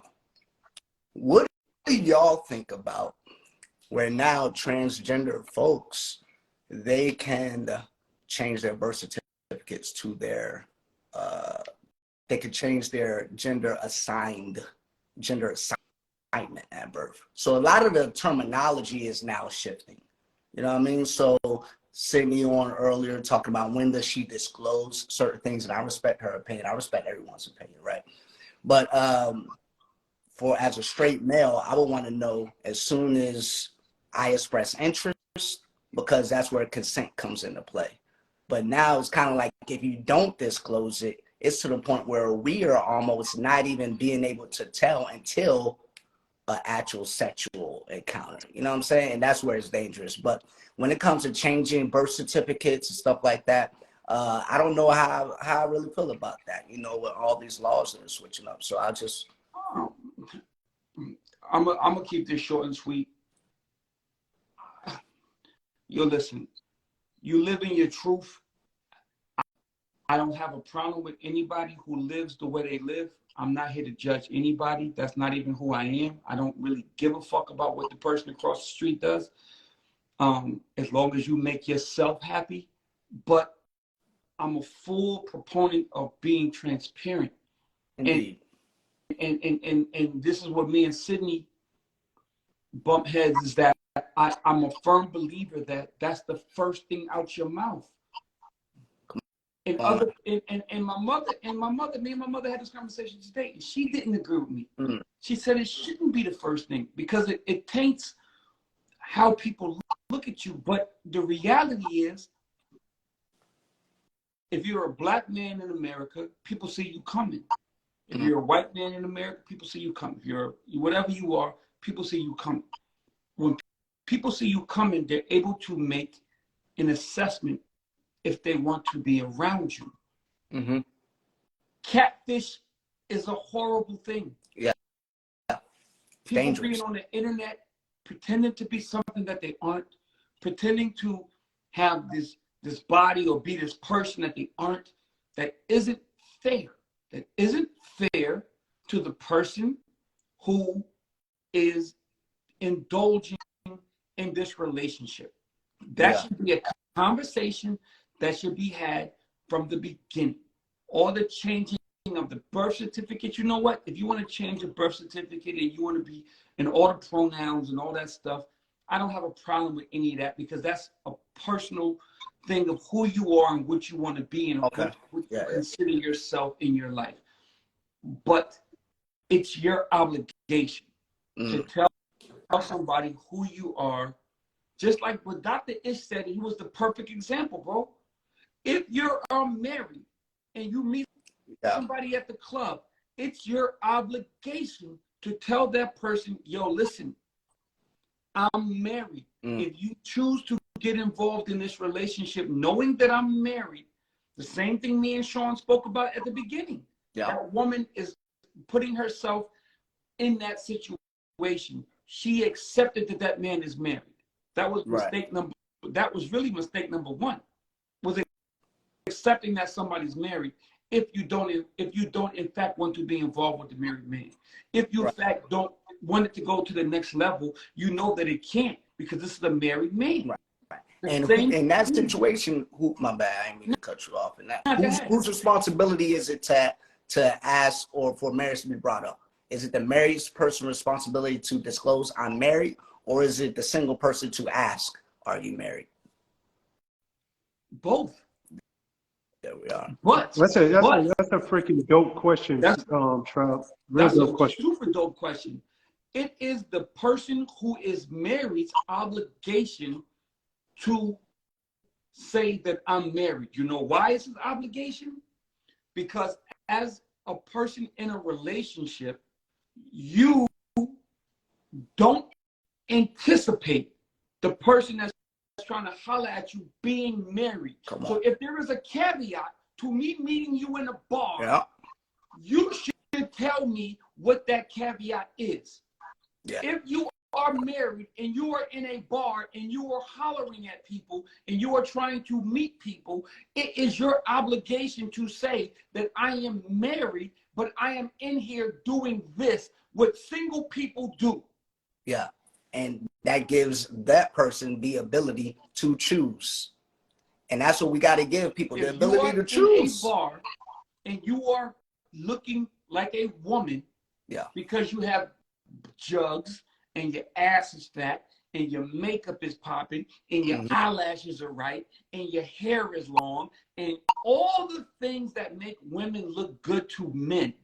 If you are in a bar and you are pawning yourself off as this person, it is your obligation. It isn't my obligation because let me ask you something, Rich, because I'm even confused with what you're saying. Sorry for cutting in, but I was waiting for a little place to. Are you saying somebody needs to disclose this upon meeting, even if we're not having a comment? Like, there's no interest here. Like, I'm not trying to hit on you. You ain't trying to hit on me. Because sometimes, hold on. Because sometimes people are just friends, and it starts out that way. You're not even you wind up 3-4 conversations, 3-4 times you communicate down the road, and there is now an attraction. Are you saying out the gate they're supposed to let them know I'm married, or once this thing goes somewhere else? No, I'm saying if you say, hey, what's up? You're at a bar. I see you're by yourself. Want to have a drink? And we have a drink. Then you don't have any obligation to tell me that you're married if you don't want to. I would think that you would want to, but you don't have the obligation. But if you are coming on to me, okay, so you're a woman. You're saying if a person's coming on to you, because that's the distinction that I'm trying to get to. Yes. You're like, yo, when there is interest for us to be more than just acquaintances, up front, you're supposed to disclose what your situation is. Absolutely. Okay, that's fair. I say if I were to ask, if somebody asked to exchange information, that means that there's a desire to meet at a later time. That's when that person should disclose it. Because now that's interest. If it's like, yo, let me get your number, so you know what I mean, I want to take you out sometime, it will behoove that person to be upfront if they were to accept. If they accept, all right, now is your opportunity to be honest. And then I can be like, all right, well, never mind. Sean, you don't agree with that? I do agree with it, but I was trying to get clarity because I'm a married dude, right? Nigga, you know me for years. I meet people all the time. I ain't thinking about you as far as I'm concerned. Think about me. We could exchange numbers. My head ain't even there. So I'm like, what the hell would I tell you? I'm not even thinking about you like that. And God willing, you. I'm gonna give you the difference between the Sean Prez and somebody and the other person that I'm speaking of. Sean Prez is going into a bar, we hanging out, we working, we doing whatever we doing. Somebody come up to you like, oh, what's up? Oh, yeah, that seems like a cool person. You know what you're doing? You going home and you saying, hey, babe, I met somebody at the bar tonight. Seemed like a good person. We exchange numbers. We can all hang out. There's no deceptiveness in that. There's no deception in that, Sean. The deception comes when you wondering, like the conversation we had earlier, when you wondering why after 6 o'clock, this nigga never returns or this woman never returns your calls. There's deception in that. Yeah, indeed. You're wondering why you can't have this. You led me to believe that this conversation would move forward and we'd be able to have a conversation in a relationship based on what we spoke about last night. But when you got home, that's not who you are. You led me to believe that there was something that was going on that couldn't possibly go on. Because, nigga, you can't answer the phone after 8 o'clock because your wife or your girlfriend is going to say, who is calling you? And as long as there is that, there is deception in that. No, you're 3,000,000% right. And just Same thing with trans. If we're sitting at this bar and you don't owe me anything. As two grown people, I don't owe you anything. You don't owe me anything. But if there's an insinuation that this could go somewhere else, and this conversation isn't on a platonic level, then we must, at that point, assess who we are and give the other person a fair opportunity to decide if, in fact, they want to embark upon this journey. It is not fair for you to sit here looking like a woman, portraying yourself to be a woman and not be a woman, because you have successfully taken away my opportunity to decide if I want to even be involved in this. Facts. I don't want to get to fall in love with you. I don't want to talk to you on the phone and fall for you. Come on, man. It's all happening under false pretenses. Absolutely. The same thing with marriage, the same thing with girlfriends, the same thing with boyfriends, all of that. You cannot lead me down this road under false pretenses. Yeah. It is your job to tell me who you are and let me make my assessment based on that. Absolutely. Now, if we're just friends and you talking about, yo, I'm hosting a party on Friday night, you could come through, or you doing this, then you don't owe me nothing. We're just friends.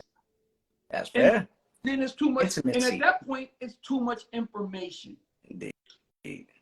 But if you're coming on to me, and this is something that we're talking about from taking it to the next level, you owe me that, bro. You owe me that conversation. You owe me that honesty. You owe me that transparency. You owe me that. You owe me to tell me if you're a trans woman or a trans man. You owe me to tell me if you're married. You owe me that. You owe me that. Or else you're being deceptive. Yep.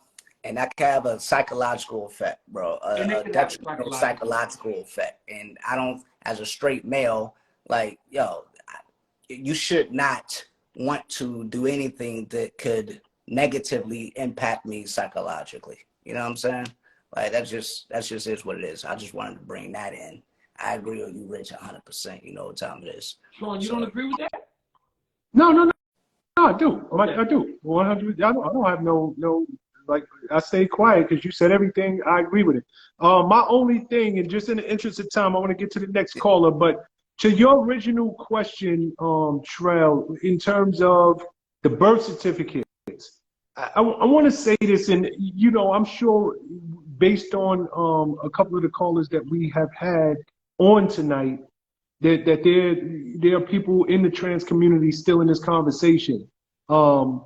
I just as we are learning, we live in a whole new world, right? And I just want, and the trans community needs to be accepted. They want acceptance. They deserve it. You're human beings. Like I'm with you. But I also don't want to be shamed as a heterosexual man because I've been taught since birth. I've been taught one thing, and now I gotta now as a grown man with a family, with children, all of this stuff, I have to relearn what is right, what is acceptable, things like pronouns. People are pissed and shaming each other, getting fired from jobs if you address people by the wrong pronoun. It's like, forgive me, I never had to deal with this. Like, actually, we have been taught as a society to address people one way. Now, I'm not saying I'm too old to learn something new, but what I'm saying is it got to be a learning curve there. Just as you're asking it to be a learning curve from our side to know that you were born one way, but you identified a different way, and because you identified a different way since birth, this is the way you want to be addressed and looked at. It's a learning curve for both sides. So to answer your original question, I don't care. Change it on the birth certificates. Do all of that. But we still are living in such, this is new, it's fresh. Like, what do you do with the bathrooms? What do you do with, what do you do if a trans woman gets locked up? Do they go to a male jail or do they go to a female jail? What do you do in sports? Do they play on the men's team and they play on the female. Like, this is a learning curve for the world.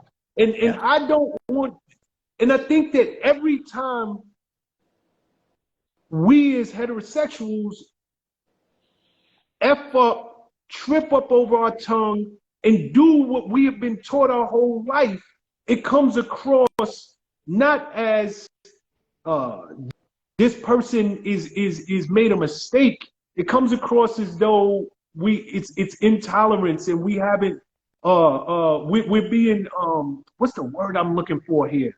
We're not being accepted in all of these different things. So I'm just saying, just as everybody's asking us to be understanding, I'm saying give us the same respect, that this is a learning curve, real talk. Facts. So that's just my thoughts. But great conversation, sir. Appreciate the time. Bro, happy J5. Happy J5. Y'all gonna stop all that, man. Don't be a hater, Sean Press. Yeah, this is such a. I saw Monique Slaughter in here tonight. I wanted to let her in, but I don't see her in the comment because I know she had some Monique things to say. Well, let's try to get some new people in the meanwhile. Some people you never had before. Tynera Da Vinci, are you in the room?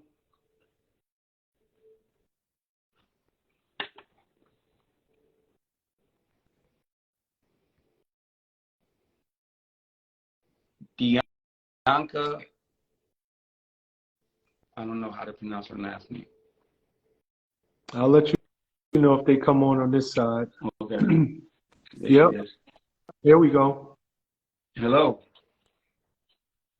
Okay. Oh, we can't see question you. Can you hear? Yeah, I can hear it. Okay. Hello. All right, what's your name? Hold up before you go, because it looks like you're about to go. So about to go there. Okay. Before you go there, what's your name? Where you calling from? My name is Bianca Glamour. I'm calling from Jacksonville, Florida. Duval. Okay.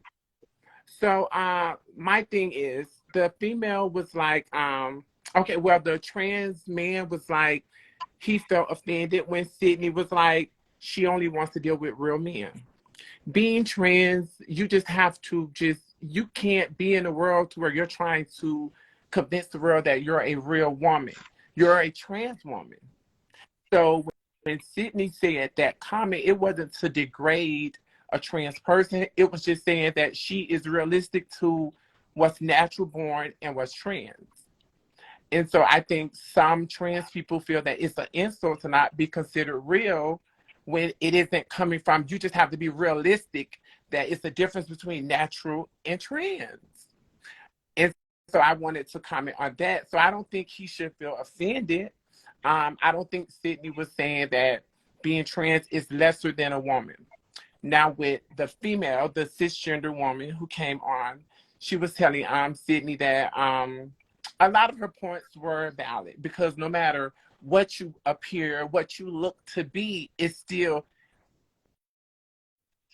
at the end of the day, no matter how beautiful a trans woman is, if a man is expecting a vagina, he's expecting a vagina. No matter how beautiful the package is wrapped, and that's just being realistic, not trying to downplay anything. So, so yeah, I just wanted to say that. When do you think, so now here's my question to you. When do you tell a man that you're a trans? Are you a trans? Are you a trans woman? Okay. Yeah. So now when do you tell a man that you're a trans woman? Do you lead with that, or is that something that goes all through? Okay, well, first of all, another topic that came up, in which every trans woman live by different standards, morals, values, outlooks of life. The same with every male, right? You and this guy down here may have a different values than you have. So why do y'all want to put every trans person in one box? People are individuals. That's first of all. People are individuals. And your morals may be different from his morals. Your values may be different from his values. So it's really like a each his own type of thing. But to answer your question, Okay, y'all mentioned something about the club. I attend heterosexual clubs. That's where I have fun at. If I go to gay clubs, it's just to like be seen, make an appearance. But I'm not attracted to gay men. They like to say, oh, well, trans men. Well, if a guy is attracted to you, he is gay. That is not true because gay men, some other gay men, I'm sure if you're in the industry, y'all have worked with gay men. Do y'all see gay men walking around with transsexuals, or do y'all see the gay men that y'all have worked with walking around with Correct. men that resemble them? No. Which one? Which one do you see the gay men that you've worked with in the industry, been on projects, acting, whatever? Do you see them walking around with another gay man, or do you see them walking around with a transsexual? Gay men. Gay men. Right.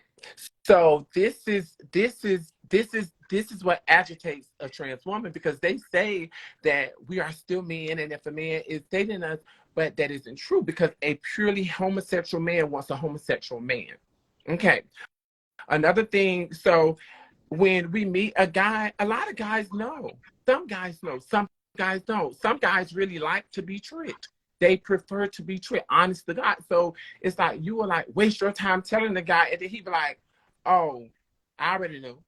So like for us, we don't know who know and who don't know, because some guys just don't want to hear it. They just want to go through with it, and as long as you can keep their business, they don't mind it. I think it's unfair that women can go back and forth, jump. Oh, they can be with a guy and have 5 children, and then wake up one day and say, "Oh, I want to be with a girl." They can they can go to a girl, lay up with a stud, play on this stud, make this stud think that, oh, she's tired of men, she wants husbands, and then get tired of the stud and run back to a man. So when Sidney asked the cisgender woman, would she date a guy who hooked up with a trans, and the cisgender woman was like, no. True enough, we have to respect people's preference. She preferred not to date that type of guy. But the thing of it is, why is women allowed to go back and forth from man to woman, and the Bible isn't thrown up? You down here, you in the cut, you to the right. The Bible is being thrown up when it's about transgenders and men and homosexuality, but women, they get excited to see two women crying. But the mere minute something gay is on TV, oh, we have children. They getting too carried away with this. I think that is the double standard. That is the double standard to y'all. That's exciting to y'all. 2 women, right? So if y'all want trans women to be fair about telling their teas, make the world fair, period. Because the world is not fair. The world is not fair. The world pick and choose. It's like guys find women on women. We don't like women. So do you think we want to see two females grinding? But guess what? We have to just shut up and just watch it. But the mere minute gay people do something as if like it's, oh, well, being that it's women, it's okay. We don't care about our daughters seeing that. If you want to raise respectable daughters, you should feel a certain type of way about seeing 2 women grinding and hunching on stage. I'm lost. Why?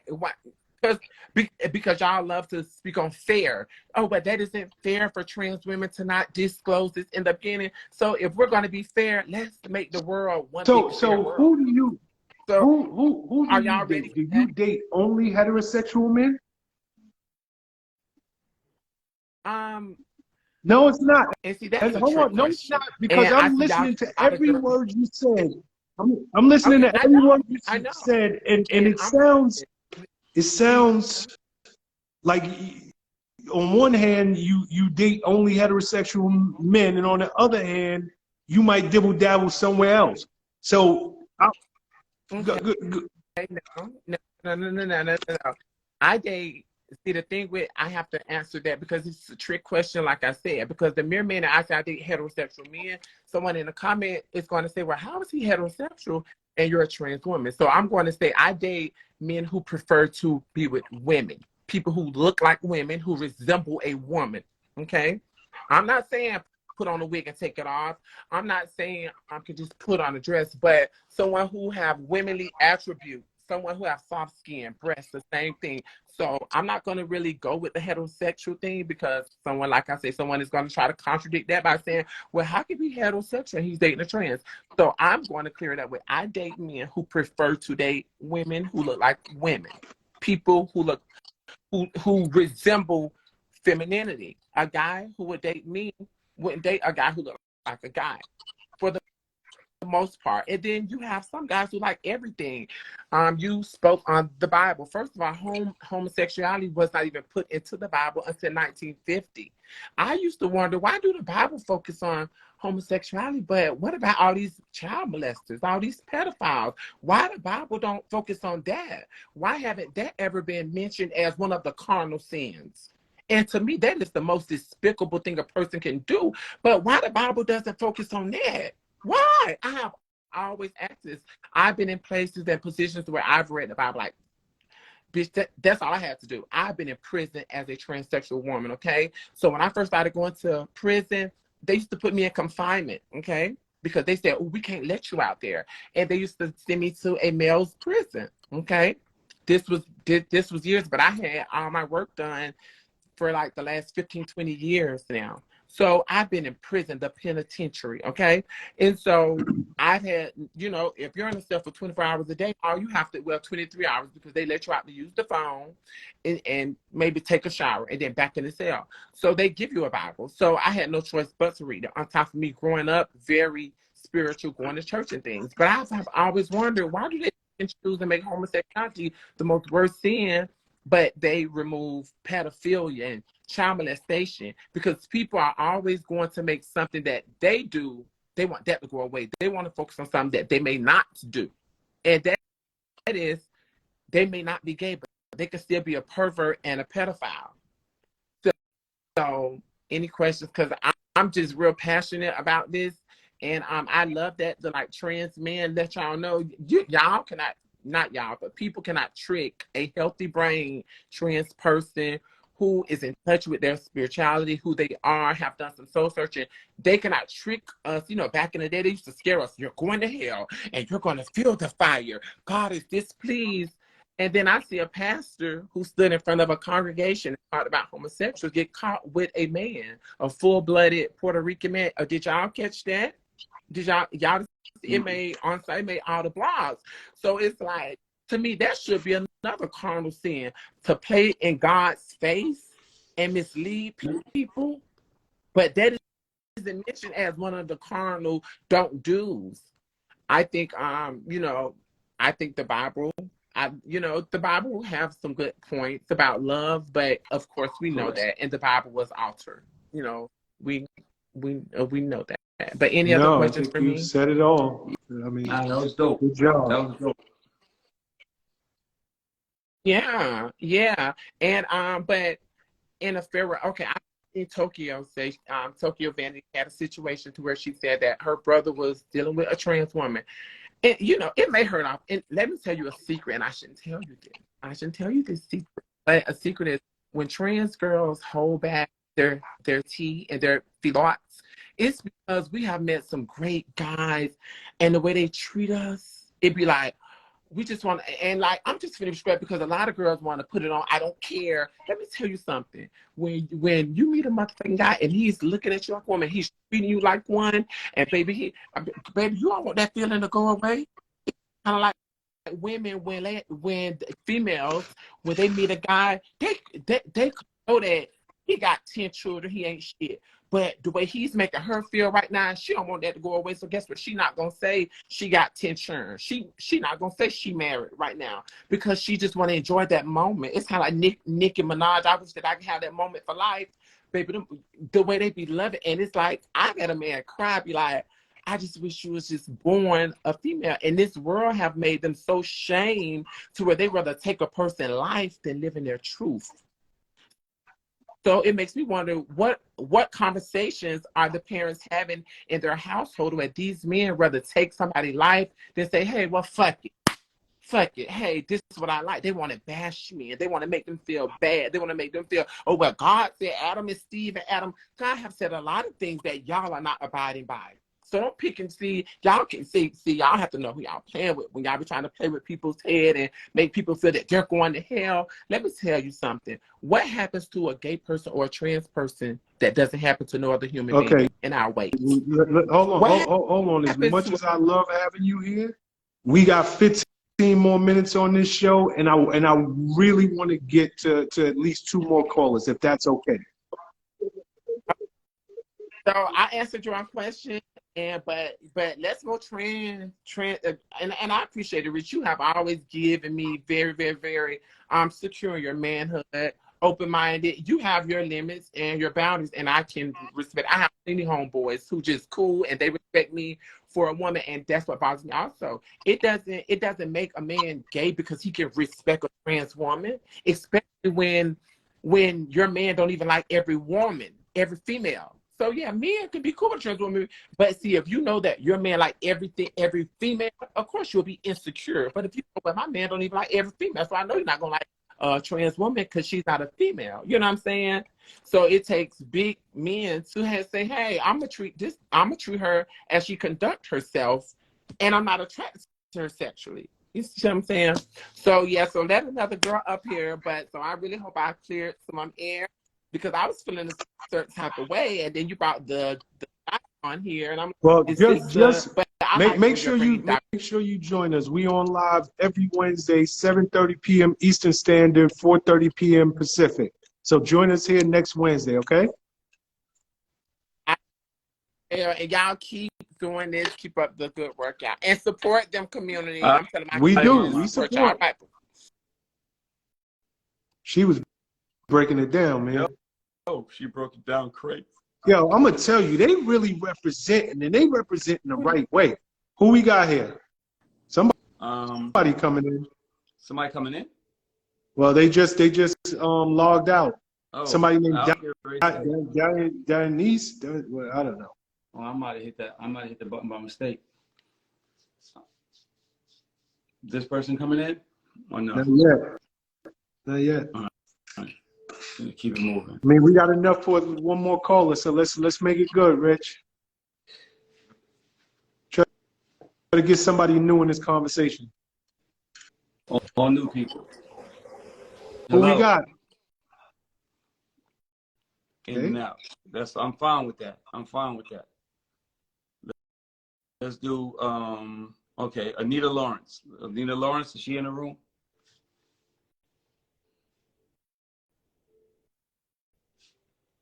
Yep. Hold up, Rich. Hey, fellas. What's up, mama? You don't remember me? No, nope. Not for small talk. What we getting to? Well, where are you from, Anita? Pittsburgh, Pennsylvania. We guys don't remember you, Anita. Yeah. But make it memorable this time. All right. Well, I made it memorable last time when I asked Rich all the questions about, remember he was talking about everybody showing their booty on Instagram. Y'all don't remember me? No, we do this show every week. We ain't gonna remember everybody. I know. Okay, so this is what I'm here to say. First off, Rich,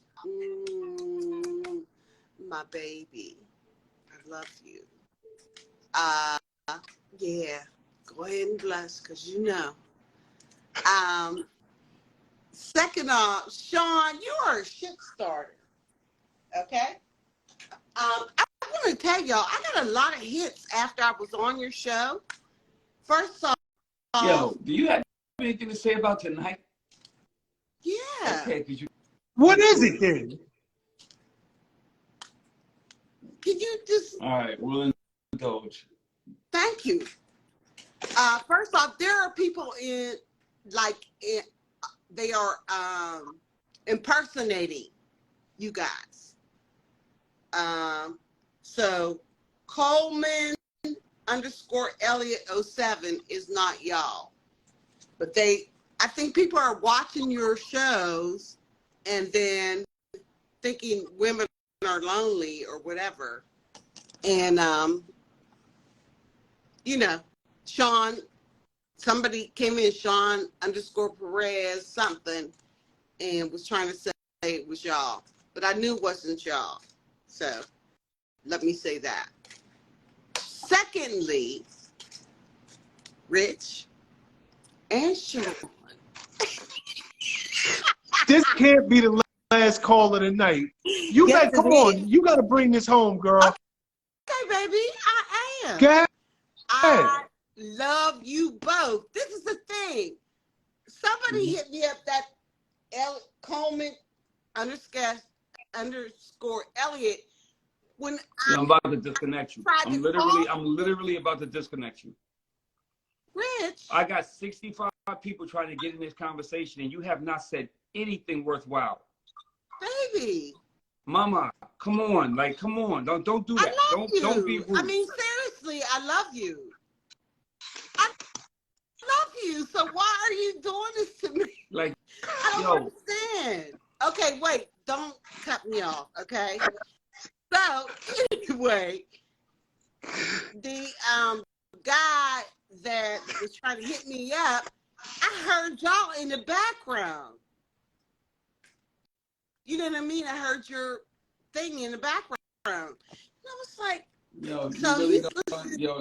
you really don't feel bad about taking us out like this? This is the last call of the night. You don't feel guilty about this being the last? Oh, Rich. You don't feel like Yo, Rich, we got to go to the next caller. Rich. Anita, we love you, but next time you call in, you got to have a question. Peace and love. Happy 2023, and I'll see you next Wednesday, Anita, when I know you're going to have a great question for us. Yo. She said, Rich, I love you. Oh, my gosh. Shout out to Anita in Pennsylvania. Lord have mercy. They coming in? Nah, I'll tell you what. Yo, you said, you really don't feel guilty? Yo, dead ass. Like, as good as this has been, you don't feel guilty about coming in here the way you coming in here right now? Lord, oh, man. Anita showing her behind, man. All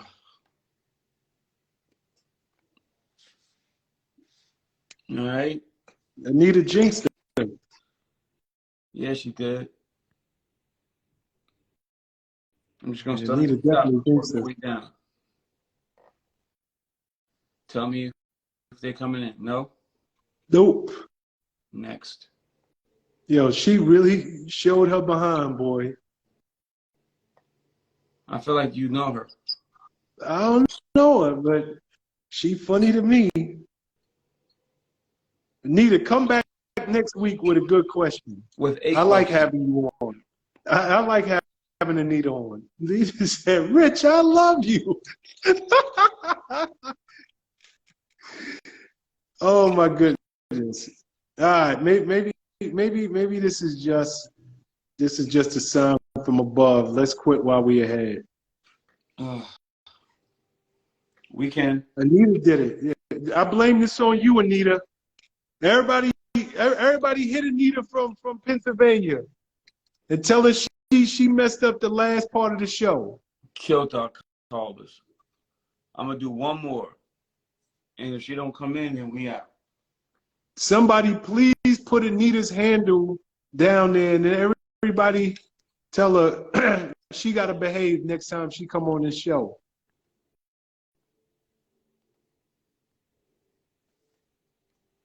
All right, we out. This is the last. We done. Oh, here we go. Here we go. Hello, I am Caminetta.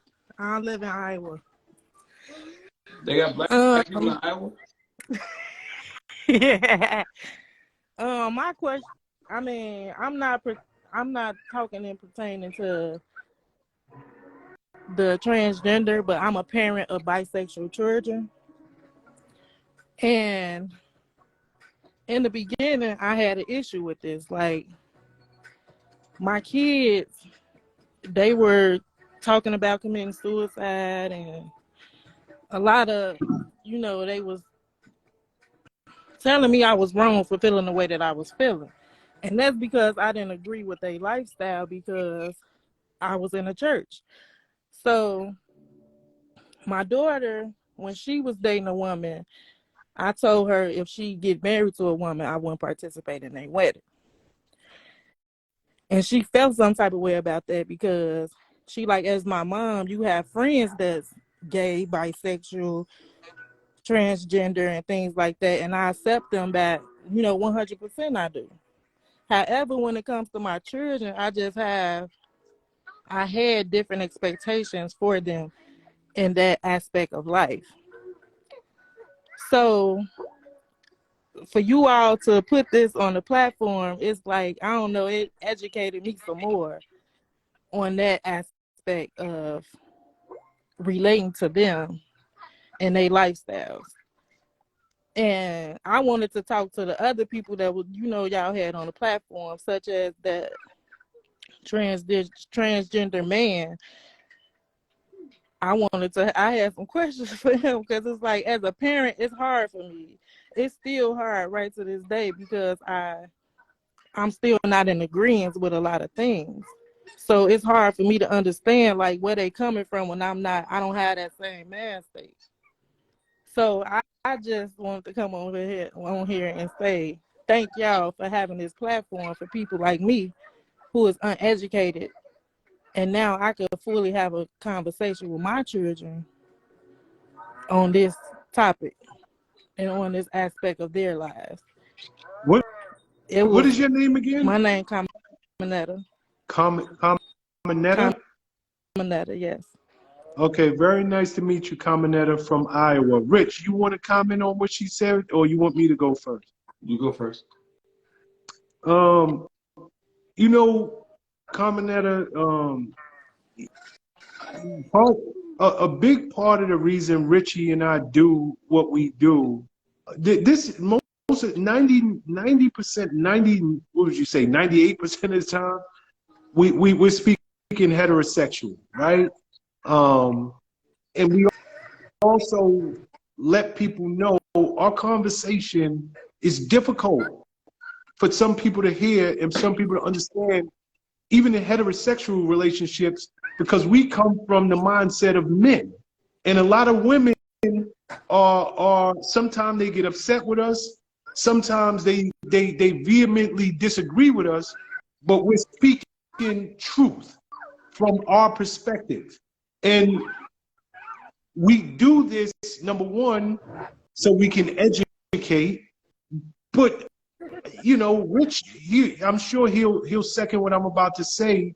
We're educated week over week, but I can also say this is why we do what we do, and having transgender women come on, and tonight a transgender man, I'll be the first one to tell you, I'm sitting here and I'm being educated.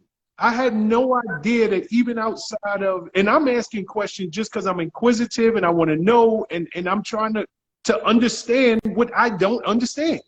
I had no idea that somebody like yourself in Iowa who's dealing with a similar situation that's much closer to home, that this is now at least opening your mind to being more understanding of what you're dealing with your children. And when I hear stuff like this, I know that it's not random that me and Rich are doing these types of conversations, and we started this platform. It's for this exact reason. And for that, I say thanks for calling in. And I really hope and pray that because I can tell you, you said something, and I don't want to be long-winded. I know we're toward the end of our show, but Rich, you have kids, I got kids, right? I don't care who you are. When you have children, there are certain expectations long before they come into this world. You have in your head who they're going to be, what they're going to look like, how tall they are, they're going to be athletic, this, that, and the third. Like that's just being a parent. And life will throw you a curveball. And I wish that the kids would understand, and it's our job as parents, our jobs as adults and human beings to have these type of open dialogues, because just as we have expectations long before they came into the world, as our kids, they got expectations that, yo, accept me as me. And you're not doing that. So I just think these conversations are dope. And, you know, I guess I'll turn it over to you, Rich. But I'm so happy when a caller like you calls in. Thank you.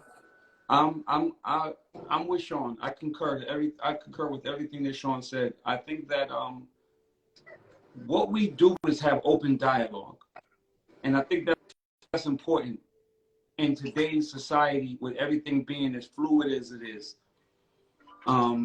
We come from the minds of men, so when we have other people on, we're actually as ignorant as the next person as far as what's going on in their minds, which is why we use our resources and we'll bring in a Dr. Ish or we'll bring in the Sidney Starr. And I think that we're going to do that a lot this year, is bring in different people with different perspectives to educate us like they're educating everybody else that's in this room. I think that's what's important, is that everybody leaves this after this 2.5 hours or 2 hours, whatever we do, they leave a little bit more knowledgeable about the world of relationships and people and dating and all of that than they came in. And that's what we aim to do. And that's what the Boys Club is. And that's what we're really going to do for 2023. So like Sean said, we really, really appreciate people like you who listen, came in, and you gained some knowledge from what was said tonight. That's important. That's big for us because we did our job. And I think that in moving forward, that's how we're going to move. That's what we're doing. So hopefully everybody tunes in week after week. This thing takes off. This thing goes to another level. And everybody learns something. So when you come in, you sit down with us at 7:30 on Wednesday nights, you know that it's going to be a learning experience. And if that's the case, then we get what we're supposed to do. And we get up when we log off at 10 o'clock. We can go to bed knowing that we all got a little bit more knowledge than we came in with. You know what I'm saying? So, like I said, I didn't even know y'all have black people in Iowa. So that's something.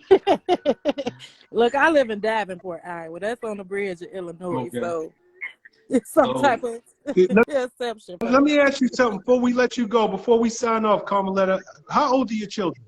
My 23 and 20. Two girls or one girl, one boy? The 23-year-old is a woman, and the 20-year-old is a man. And they're both bisexual? Yes.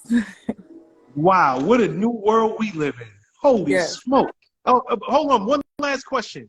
Is the father in their life, and what does he think about, how's he handling it? He's not in their life.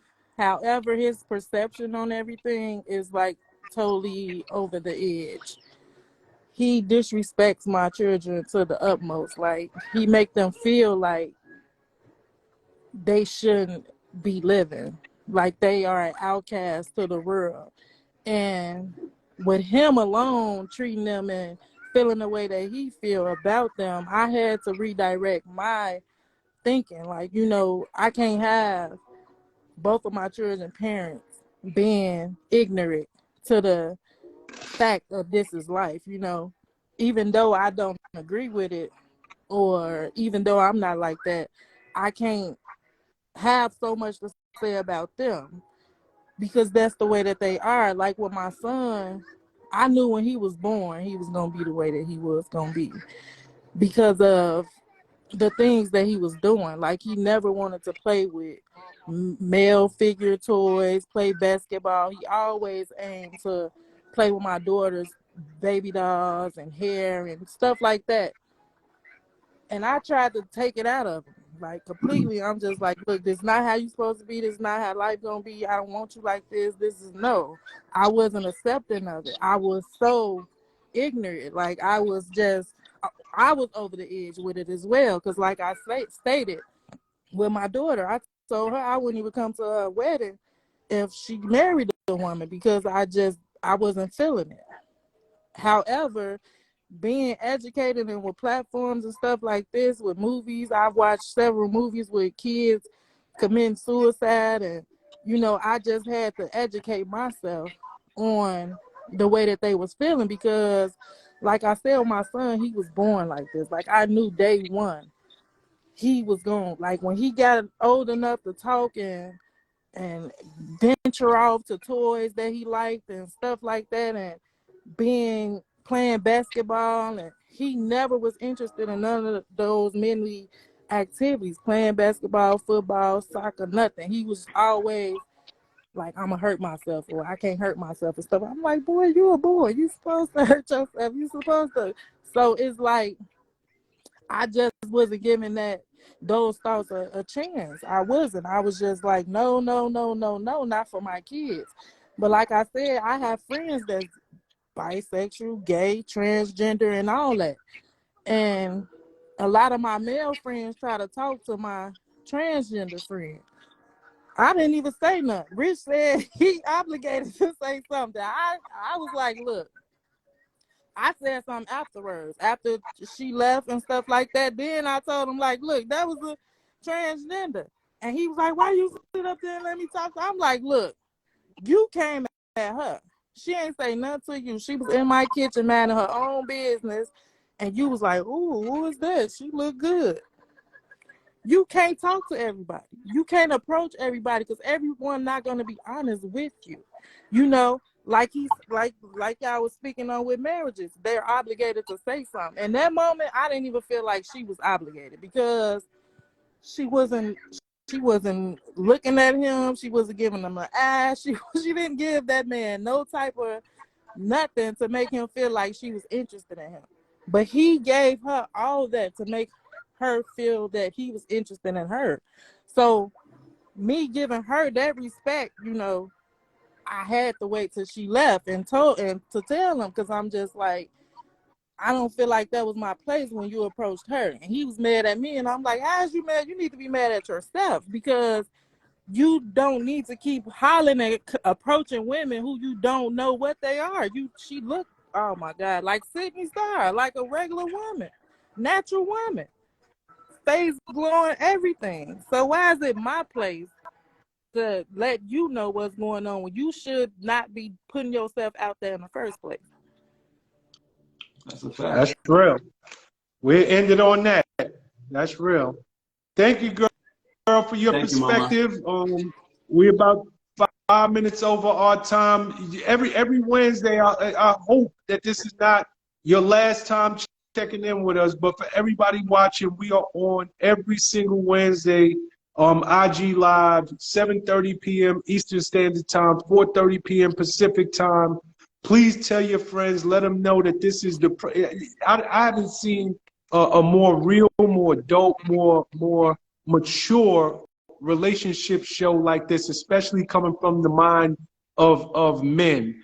So please help us spread the word. Tomorrow, this show will be up on every single streaming podcast. So wherever you stream your podcast, Spotify, YouTube Music, Apple Music, it'll be there, and it will also be on YouTube if you want to watch it tomorrow. Please subscribe to our YouTube channel. It's the official Boys Club. Just punch in Rich Dollars, Sean Prez, and it'll come up there. Subscribe to our YouTube channel. Rich, you got the last word. Yo, once again, man, we thank everybody for tuning in the first Wednesday of the new year.